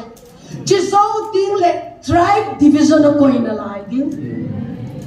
Chizo ting le language division ako inalay din. Ay ho ibeta ta le na. Kuki koyam guite kuki hama ham khalle. Guite paite hama ham zong kisul the. Guite gel language division. So the battle is not between you and me. Dunia hobung makain, politics ay makai hozong iheding utu. It's not about tribe. It's not about language. Nah. It's about the demons that walk over us. Korinthoni bungli changlia chun. There is a demon that blinded the minds of people. Number one achun. War zone masakit pen to Bible achun. He just yachun na spiritual battle do na hiun na. Just yachun ipiha kinang na zong le. Nama ikivelo mong di. Individual nang kan senta ka di chu. Nang na hoy na kisa bala ba nga chu. Hiche patin thagaw siya chu na bolo may chula. Na zinon mulo di kile. Adultery zong na commit thay di chula. Patin tagawin na nakimodi kiwa guess katahong sa asan bolo may chula. Jeremiah bung som le sagi chang kuachun. A heart, human heart are desperately deceitful at each. Mihim lung tim pa chu desperately deceitful to ahon is head him ding zongan. Til so bol ding at ria ready zing tin na pa chu. Ilenga. Ilenga. But the good news is, tagaw ting thong siya bo lo ham na. Tagaw ting thong siya bo lo ham. Kaya kan say din na. Kaya ino chu kain kang ho pineapple na yun. Pineapple yun. Mango lo pin. Hoy first up kay sin ko. Sin tang mai. Pineapple yun. Papaya. Papaya ko ya. Hoy kain kang ho ino chu aga chu na. Ni kha chu ka thong chu tia ka kot kha ka ding le pa papaya chu ho ba ma. No papaya ho ba le. Ke ho ho ga na ke compound le phadi. Rebi ka ti chu. Migilaw nu rebi na bol khel kite na. Sorry lalpa pakai sorry ngai damin kain ven ho ina phata chai no men. Nei mal soma ahoya hoi bazar man to pen zong lei thei ding in nei bo mal so bin ka ti. Chinya cho bazar ka chi papaya len na ka pe ding ke long ka ne num ta lo na. Pathin mina cho ka pe do da ding ka hol le I tor bunga ko na ay lang mi ho khat God ya kana kihet sa ho le ka kimuin na ma cho ka pile rami pakain thang bai na ma ta I bless you mi him lung thim chu chu hi chu la pakain ngai tu azong ke phasa ta to ho chu na man ho cookie ho tha do ho zong ho pai do ki tu. But today I want to remind you, nang zong worst of the worst na hitiye na. Hini zong na battle fight ipina ko na adaming nature ba chu na. Nang hon British on divide and rule policy bol na saule hilo chu. Satan itula. Divide and rule policy bol chu. Chizia chu tu ni ai chila thu khom tao khom ni nga ho zong si ni sei I tao khom ding le na. Hiche chunga thim chunga thunei pa mihim lung thim pa chu suboi na sabui pa chu I hen chimi tu ngai hi che hen chimi ting le pau zia kina na talo dina be zia kina na talo dina hi che hen chimi ta ding le o anop ding dan dan chen chichu bol theina dinga pathina thakau thing tho in so no and I praise God for GMFDI chip to banga taw na mun ho zin pathin ka thang ba e nan ho hi atmosphere clear dinga pathin na koi na hiwe hi che sia chu tu nia hi che atmosphere I clear lo le I maba kwa chu ki do na thau thau da azi chu ei ho I do wi het lo na Jisia chu dunia first one John chu na do chu sale thisana hi in atisi aju lalut ho demons tun lalut khat chu I ho to pa chu nga hu tu le na lalut sing ding anop na pa bol ding alal theina dinga na he thi mu ha hi cha demon in alu ting le a hi lo le thunei ut khatum de Hitlaya ya counting pau na announcement bo zong lum sing na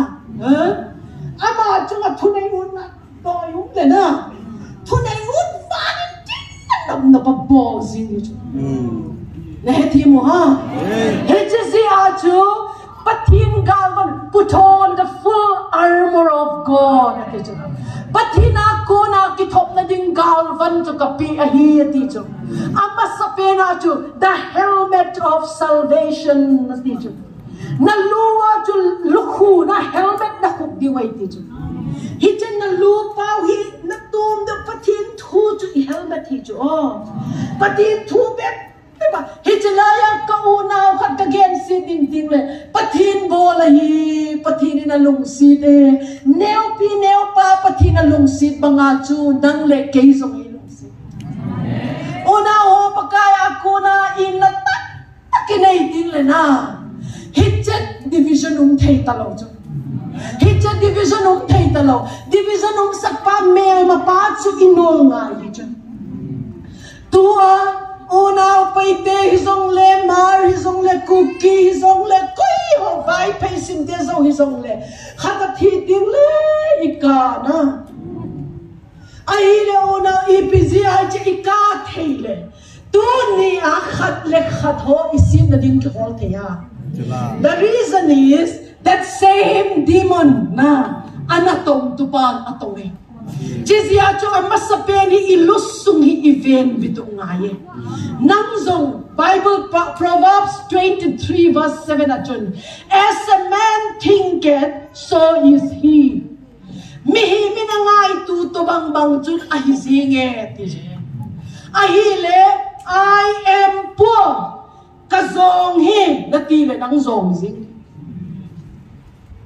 koi ma chanan hausa sak thilo ni Krol nei le chin zong mi zong pa chu hitraya zong zing chu chizia chu ama chu krol nei le zong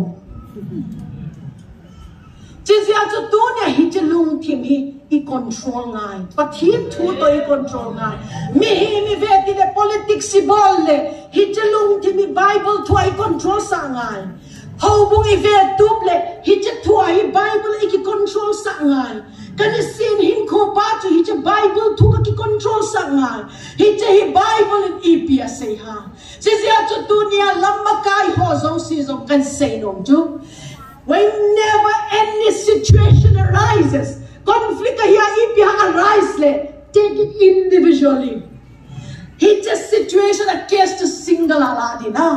azi chu mel mapan koi to bang zong man cha thei na He says, "Nami bolting le, anam le nama kina na kisel na ta chu umzina. Koi nama aveka perfect kum. Koi nama alenga hoyum. Alenga hoyum koi malo le sen mi mo ki phalo vek na. Ku ki hola apha na mule phalo zomum. Bai te hola apha na mule phalo zomum. Mar laga apha na mule phalo zomum. EPC ha the demons are very active. He just doi ho chun na sing lalu tho thu nei hu tho na pai sa doi ho kan say na di chu war John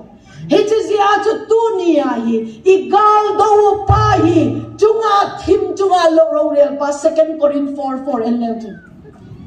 chunga thim chunga ei ho lung thim sunga darkness thim chung sak ding a hoi lo zo sia ei control dinga mel mana tong pa chu I hen lo le nan zong thil sul na bo chu hi chi ho hi a hoi lo ei ho ki vetan ibe sunga zong kinanalai na inveng zong kinanalai he chu gam la vale ngazi na lum sit pen zong na kina chu la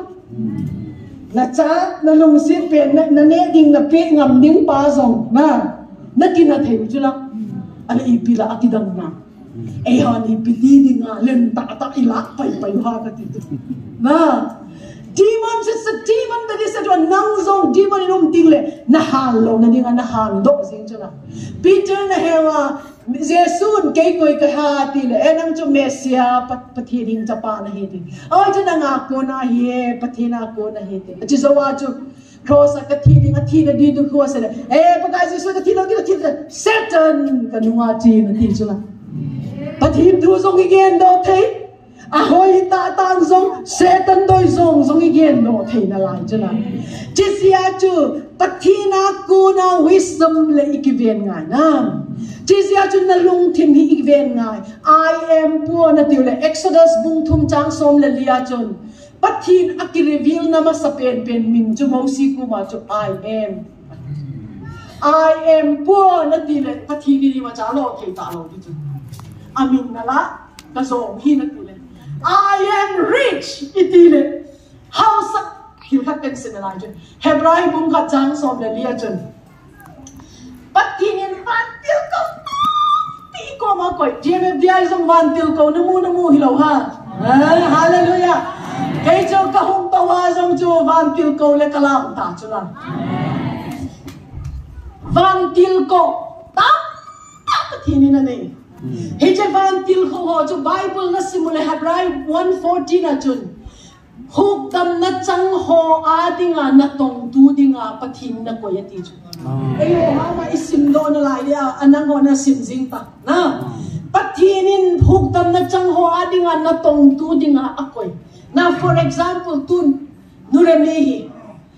Jesu I am healed kadam hi pakaya katiti le javan til ko hon kadam na dinga chuna kong sum zing chuna ai le kadam moi na tile ama hon na tong thelo Satan le tim hon na dam mo na ding chung ai tu zing adam lo na chu 20% le 30 ngi na lung ti ma chu na va le pot do hin hong ki ding thu hoi lo tam tan sei ding 20% adam lo chu 50 na hi ding na ki sam sing ni chu chisi a chu tu ni ilung thim pa chu I control sa lo ding mel ba pa chu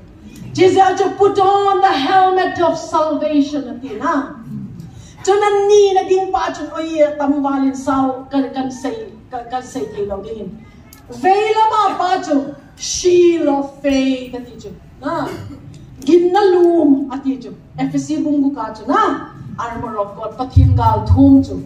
ki ya galvan shield of faith velam kiti hi hausat na hi chu sumle pa hi chu God's economy control tu koi han hewa Satan hi chila he was in the garden of Isaiah Soblelina simule na Ezekiel 28 na simule he was in the garden of God pathin eden huna umin suman tam chisom le ni ju ama custody awi ju Satan in a big tu pi ju ahil ma na before he rebelled against God chizia ju veila mitile house chizia ju Jesus Christa kuma worship me kay worship ipi ayo ama nei hawin house na lo pita kapitin chizia chu tunia ikama ibui na pau hi veilang thui chu azong hon paisa toi valin paisa dinga nok bol the demon of money ti mammon hi chu another demon that is at work is mammon doy lên cho hít pai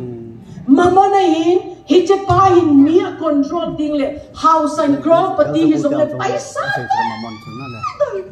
mi zong a ding zong ne kho sa lo dit hong bung sum zong ne kho sa lo dit a hi lo le bai khu ko bai kru ka mit hat zong le paisa ne kho sa lo chi sia chu sum le bai a zong zia paisa doi be philo house hi che demon in a capture ho zong sum doi tho tho azong pen ho ama ho hi che demon of mammon in igamon na ha tong ba tam tai zon sa intin hi che chu paisa pe ingai tu na ding wai koi na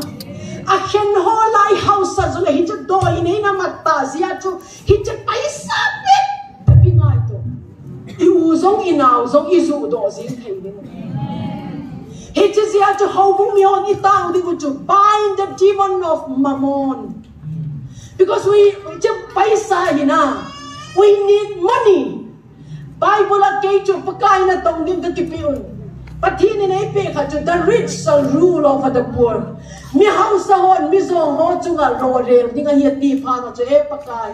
ke hang san ta ka na thu ka sei the na ding I cannot be poor ka ti na thu hang san ta ka sei do thi na dia ka house ta na ye ka ti hi lo le ja mi khatin ke chu paisa pe le thu ti zo ka sei ngam lo ni chu la a nga kom zong le he pu ka ti ni chu la ta nuông hi ka I cannot be poor. Bible na veole. Patin in mi hima bolton have dominion ati na.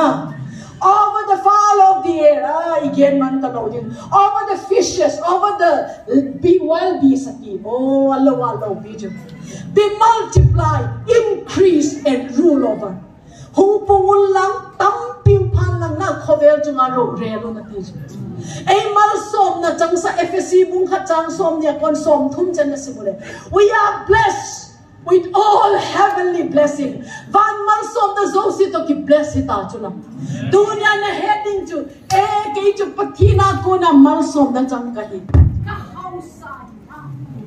I'm rich, I'm not poor. I-izol na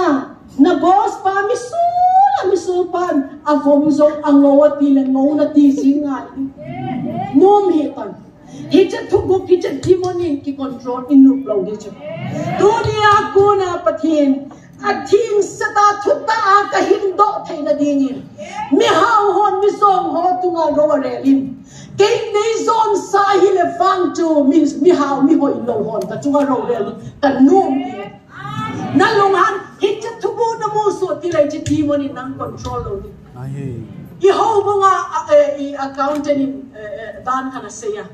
paisa chu slavery na ina dong ding ai man ding le hoi I master a ding le hoi lo jesia chu hicha mamon hi ki slave ding ina dong ding a I koi ding na missionary som thum la gu alo ding chu nung ta ki lo chana paisa lo la ki sem thi lo di chu jesia chu hicha paisa hi we need to keep under our feet jesia chu paisa ho chinai ke lai kai chu ki da ufa a best place na zipa amuna chu na paisa na sil chu la hello chidi hello paisa chu na go and serve me paisa na man do tigle kilo khata 50,000 na send do na hicha na tong ding in nang da chin lang ta poi mo na nang kik ding ai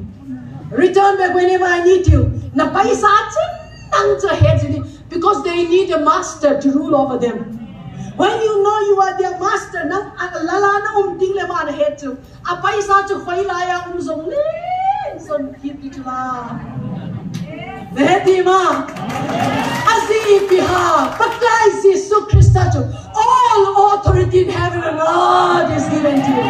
God itla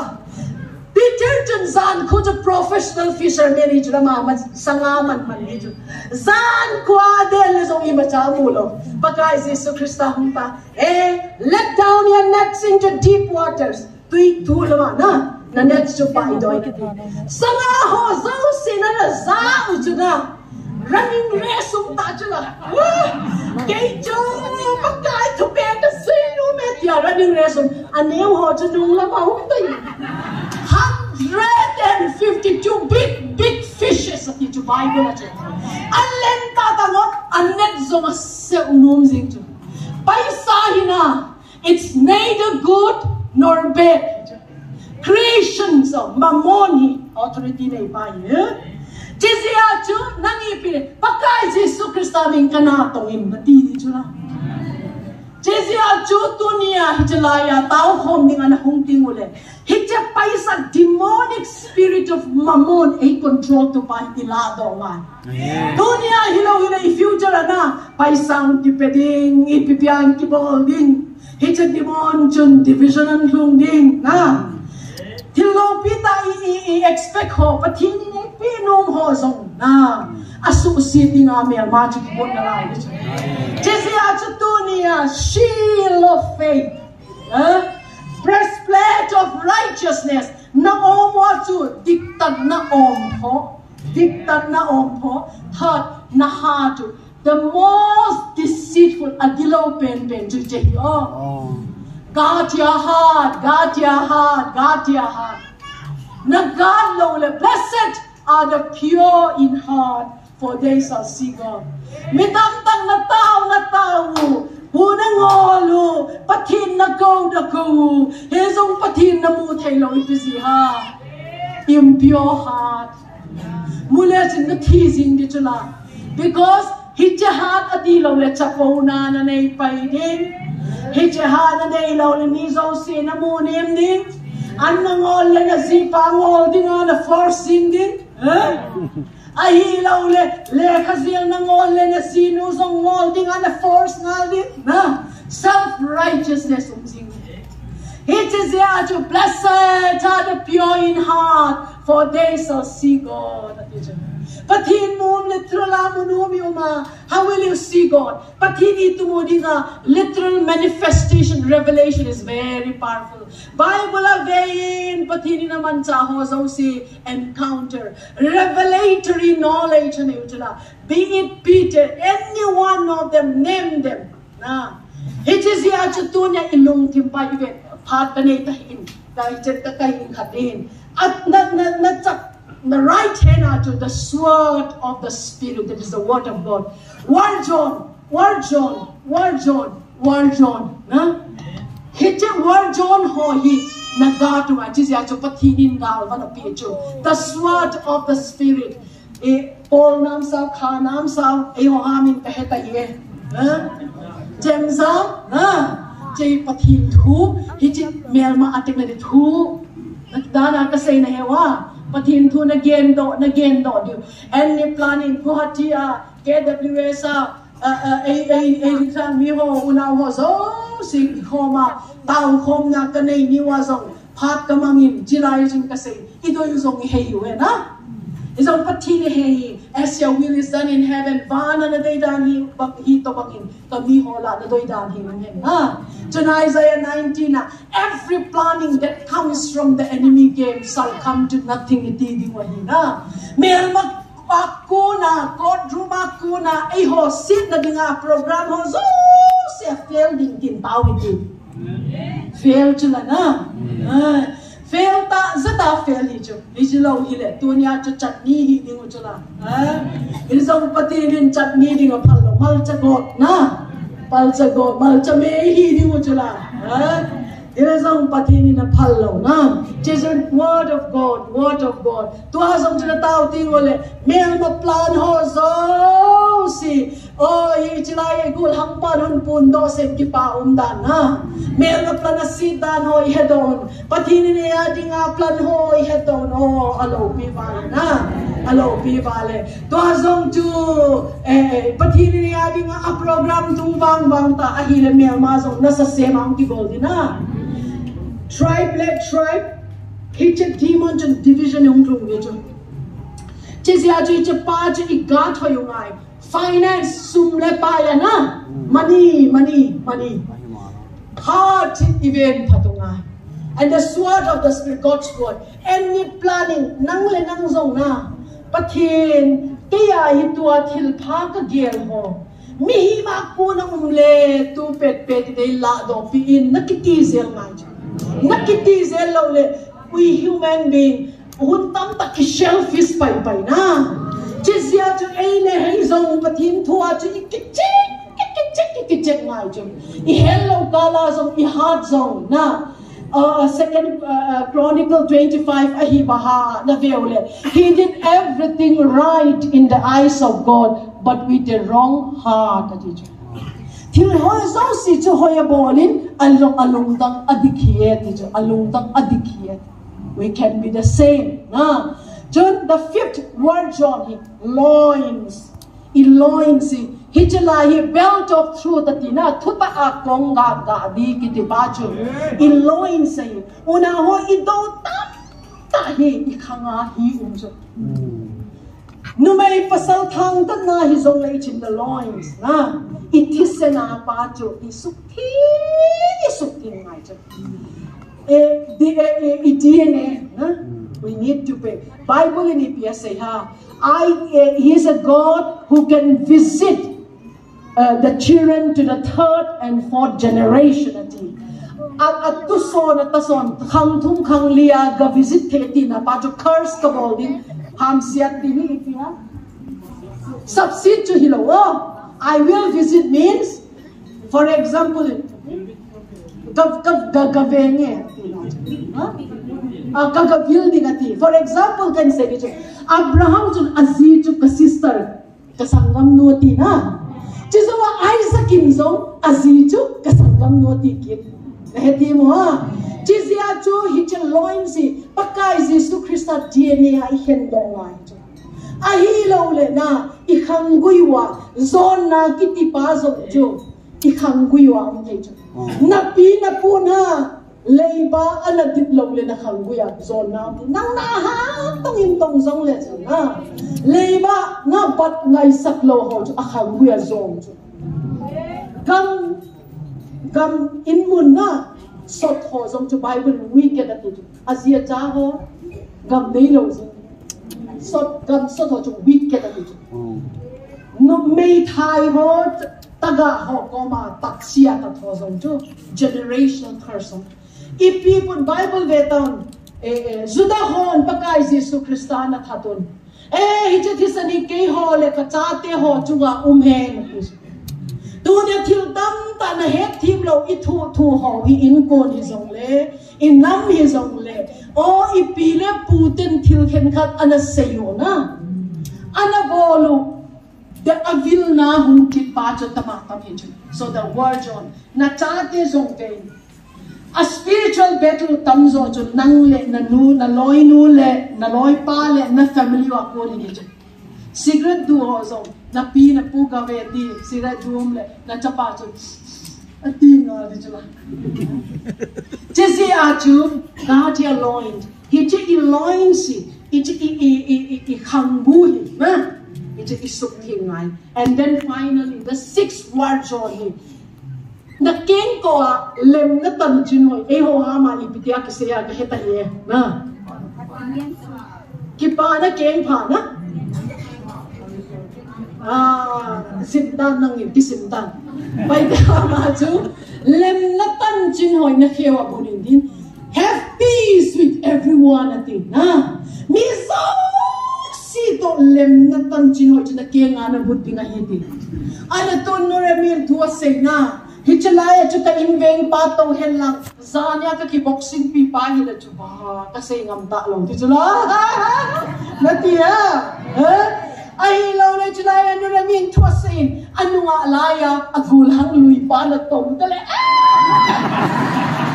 chai di kita chula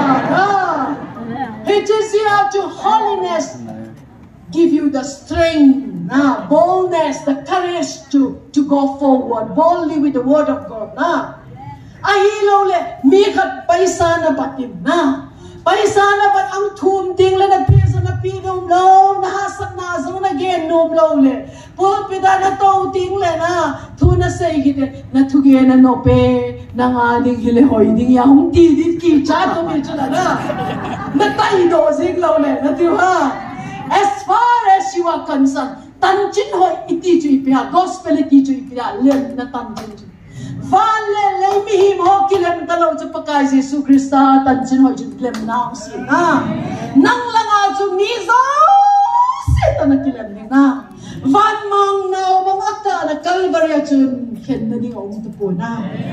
ham dunia in ho iti ho zong chu ai khen ding in na anaba le na ti ha pathin nau ho in pathin cha o ai ho bang chu hat ka nei ta hin Sudan nam Israel nam hi na nu ga suita ta le chu ha lo pi ding na chu ha he che sia chu tu nin ka sei nu pe chu ging tu khati hi na ilung thi ma chun pathin in inna na innai ti chu ipi ngai lun na long al koi ma ipi na bat lo ding wa hi atina ngai lun na na nei lo le wang nang I ma cha na hi e kin na len tam nei lang na ko ho so si o mi gen thi ho ko ma pe le chin song lung sina inna na nei lo le na I ma cha na hi e ti dunia I bat ding chu I mi him hin pi ho so si a inna na I chân cái hasad na hung thung song le I do ding pa chu ti tua ka say division ho na 7 gul ka tanin amay sagi ka ti pa chu ka sermon dang anangal tu chu nga ka hunga ka sermon hi chu chesia chu hit che ho I do ding pa chu do hi te na mi do lo hi chu hi che tao khom na mo na chu I chunga demon of perversion demon of mammon demon of division, demon of religious spirit, demon of the judiciary system. Kayon jilay ho bruki man itilaya kayon kahet hinna no jipiha because we arrest the demon who sits on the judiciary system. We dethrone him and we replace him with the Prince of Zion. Judiciary system to pa chu ada kipaihan. Bakay Jesu Krista kitong sa ating Chief Justice of India in thum po do na. It is ya tao na ding na spiritual battle here itong ito niya ihen tao de min. Hije ito na dingwa information ni pati nga patinin hije mo niya naman ilaw bigasan patinin ka tambay. At hungtung ding things of le patinin GMFDI le Utang say, pitching column le, a team hole. Dunia Jalaya, home me ho, Makai ho, patinin mansain, igamading in, patinin. For the manifestation of God's glory, patin lo pina kisukla dading. As His will is done in heaven, let His will be done here in GMFDI. Kanilang kapapile, igam sumbum pia, patin power demonstrate to, patin glory demonstrate to, the goodness of God demonstrate to, sulang tudingin, patinin na len and balsom na betahin, patibahin.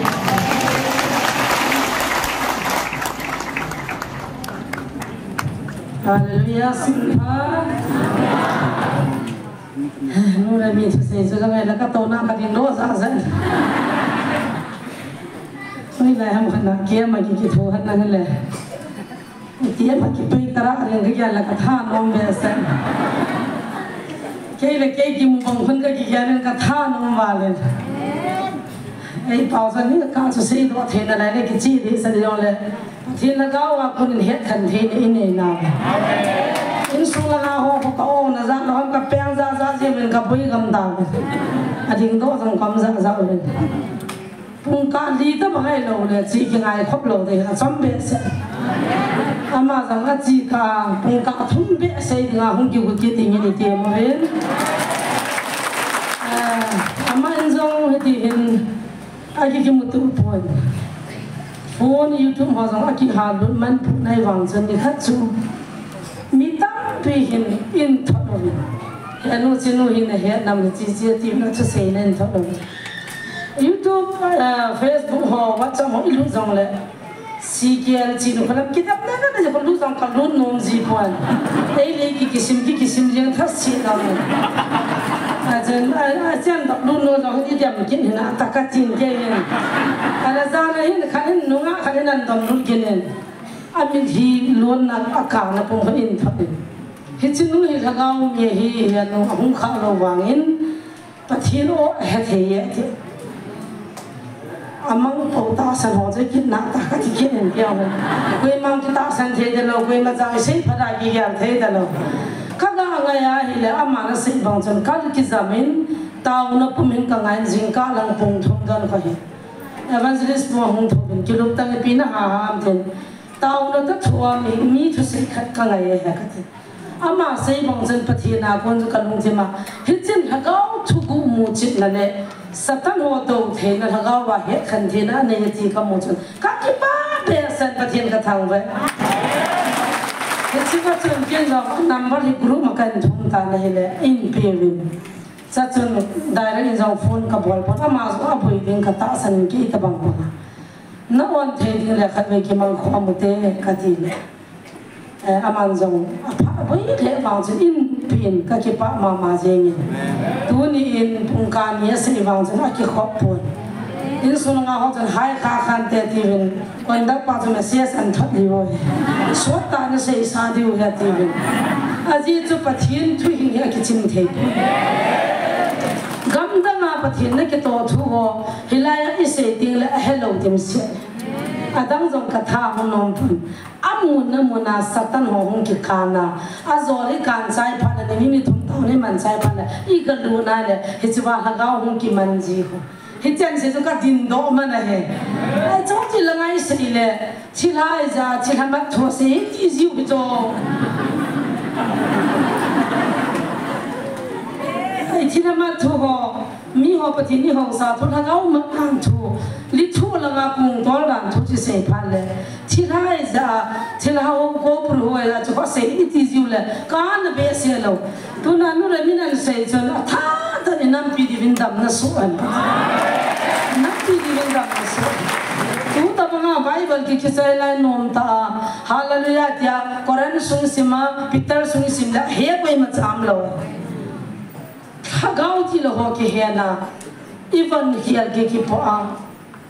Hitiatsu. Did he told Pila, Gujarat, Bombay, Calcutta, New Delhi. Transum ang kito nom kasi bongkang ka kila bongkang ka tawza missionary ka chisi. Hitsa yati to haridiwal mo na blackmail na bol ho kana say kasi ziba ko man hatim the. Tu niya say so hatim the mai the. Mi satan na hian o ho ha pui to kiti so Christian hin khwai to diulien pin.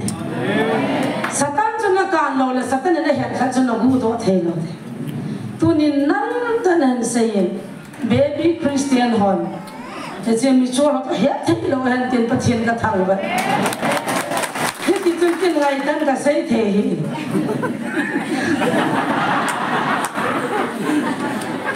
Among ABC Jam not here, heads out without say.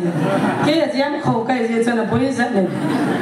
His accounts in him, Kaki Papes, and it's an humming case yellow, numping them, none in the Katasa. Amalan sumi te patien pat table and minister to home and here can hello the hill. Katao busy pa Tilawa do Hokano home busy pa evangelist Tanglen say. Zania to be say paso pa Tang say and neighbor. A saying as you are a hair can Zani nu te homo venu in the pure Tiba evangelist to a no hang. He bonky Kisaru cancer no always in the eye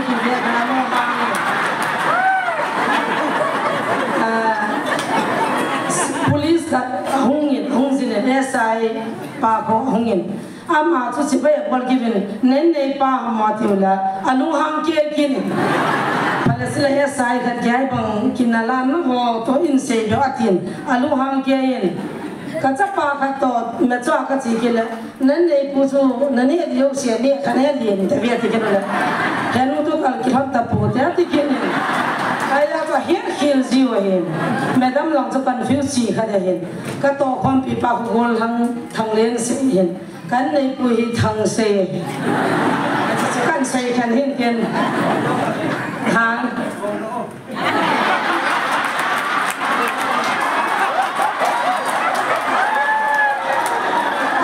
Gol namba saru khan da bomba zong ding do anole.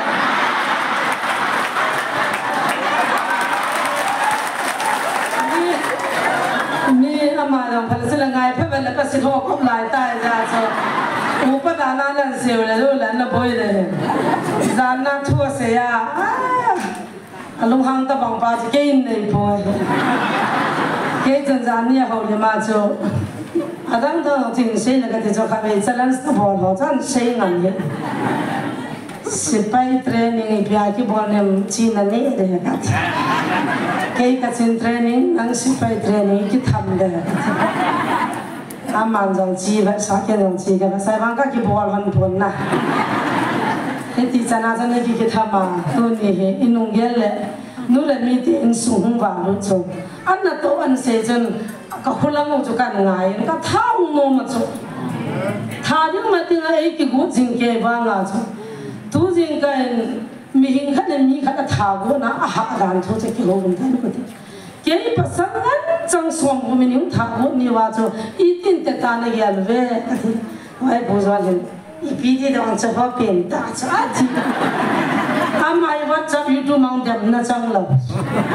zania chu bung bula mi pao le le pang han tiu le jo mu ma ta top le le yang ve chân ke sei de ke sei phun cho tập lệ lệ nêu bị hoa là sana là sa cái gì anh lu hàng này lái cái ông kỳ bò cái gì sa tốt phải là này hết xích dây nó hoa mi li hung lu nó vào cái TV cái tu nó cái freezer ba nó khát xịn nó vào cái hoa cho cái thà là vậy đó cái cái măng dần mi suam nga ma ru punwa iba ro mile tina runwa khanin pistalan sutwa cham sung ke choywa namin hindu joseph christian na sore na long la dinan ko te ke communities ka long la din mi holwa mi khacham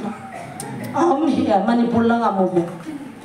ipimi le man ta ku ki ke gatil hikya cookies chocolate ne kya cookie on hello chocolate ne hi chaw thu ka na seven ha satan kon khat la ni pathin hin ho sa ding a ha dan le thila ho ki he na thila ho ta ki dal ho ba an lo ti don ba ab mun khana cho ka li na to mun khana cho hanuman mun khana cho si ba ta to na mun mo cho hi chaw thon se chen ka ji ka cha tyong chen sung na hi so lo som pha mi bang pha ne hin nang khulang na tong la yin sum jong na ne ding na min jong chi hin na bang pha cái gần đó hay là ngay ít cái suối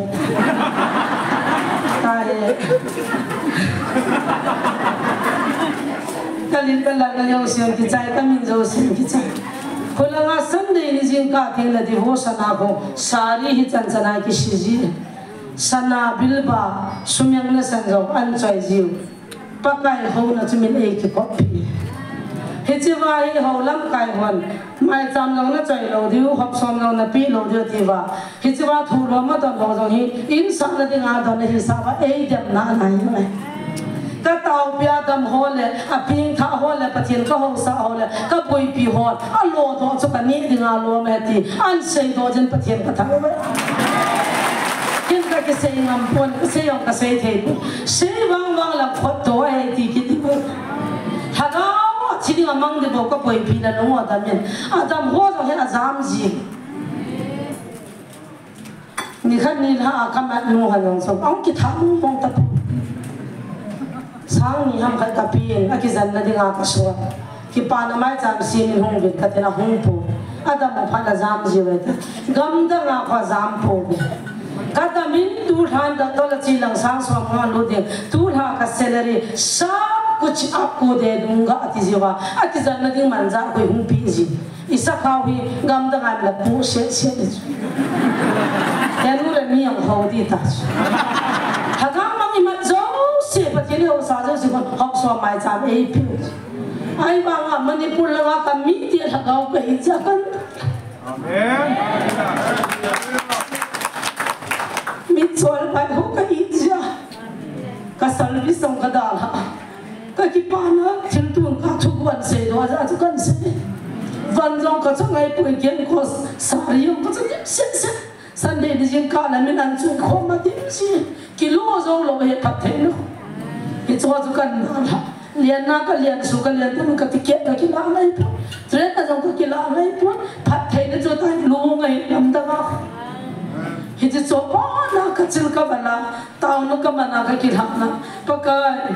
thằng đó và phát hiện là chỗ cái đấy ta cũng thì bây kim lâu mình đi suy cái bộ lên sponsor trong cái hall bôi cái hall lâu nào bên đây cái đam cho cái hall này cái đam đi đấy ta thì ya chỗ học sinh là sao cái hôm nay tu na cái kiaว่าmình chọn bài ho cái bên còn là đam lâu chỉ đi học cái tao bia satan là hiện ô cái hạt bia cái to khoan bia vào to mình bia ai bia cho mình bia cái to hiện tu ni hiện mi bia ra tu đi lòng sát tuy lòng cái này giống bôi phát hiện là lúc ấy là kêu ni cũng khát lệ phát hiện bút thì chúng có kinh nghiệm đấy tu ni hiện cái này là nó là mi tiền coi gam sáu chi để hiện thao về xuân phi thế dòng lệ tu ni có lệ sao là ball kia là mình so loài phi phi cho thì làm cái này ai chỉ biết ông thì cái phố sau đó thì lo vào giờ này tao hết kia là ít kia là mìnhนู่นนี่แหละสูมีแต่อีมาจากปีถึงกันในพวกปากไก่นายโตคนน้องน้ำนายโตคนน้อยปฏินิพัฒน์พวกหันน้ำน้ำปุ่มปีมินินเจียมเอฟดีไอมุนาปฏิโลปีนั้นหุ่นพูนนะจุงอ่ะอินน้ำมินกีปานะจานันทิลปีปุ่นสิเนียวจ่าจ่ายน้ำปนกันสิลปีเดียวฮิตจูสนาดังกากรุลบังอันนี้เกลปีเดียวฮิตจูกันที่มีนังสิเกตรีปะหงตินอินน้ำปุ่มพิวทักเกลินเกนียนอามอินกูปุ่นเนียวจ่าจ่ายเจียปีเวงกเต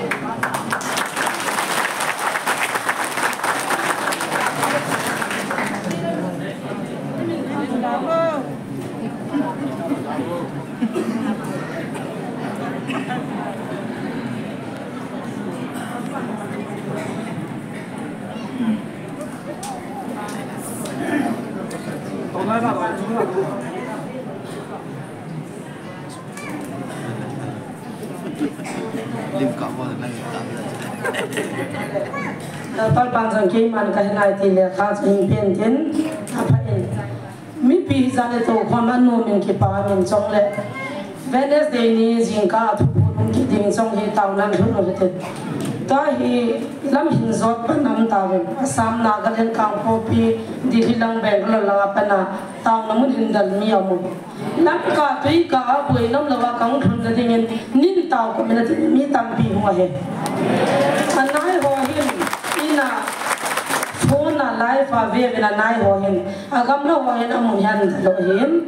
ตาวนั้นนี่ก็มาเป็นดามากังทุนกันดิ่งอันที่เป็นกำลังปีเปียนตลอดดิ่งจงตาวก็มาหินดังเสียละปะกันในหัวปีน่าว่าจังหวะอิจากินดิ่งอีปีนปูปีดิวฮัมปะเทนจิกาทุ่งไอเทเอก็ดิ่งจงตาวว่าดิ่งอีบอนจะเป็นโอโลปีเปียนจะสักข้อมาหินเห็นที่สัจจะอยู่พันอีบอนจันตาวข้อมาดิ่งตาวใจน่ะรีเฟรนซ์ใส่ไปไม่เอามาองค์ละมาอินสูงละมาอุ้มเดินเฮ้ป้าป้าสลำจันเนี่ยรีเฟรนซ์ลำจันเนี่ยตันทีบอนจะเป็นตาวที่ตาวใจน่ะรีเฟรนซ์ลำจันเนี่ยโอ้ลูกปีเป้ที่จะสักข้อมาดิ่ง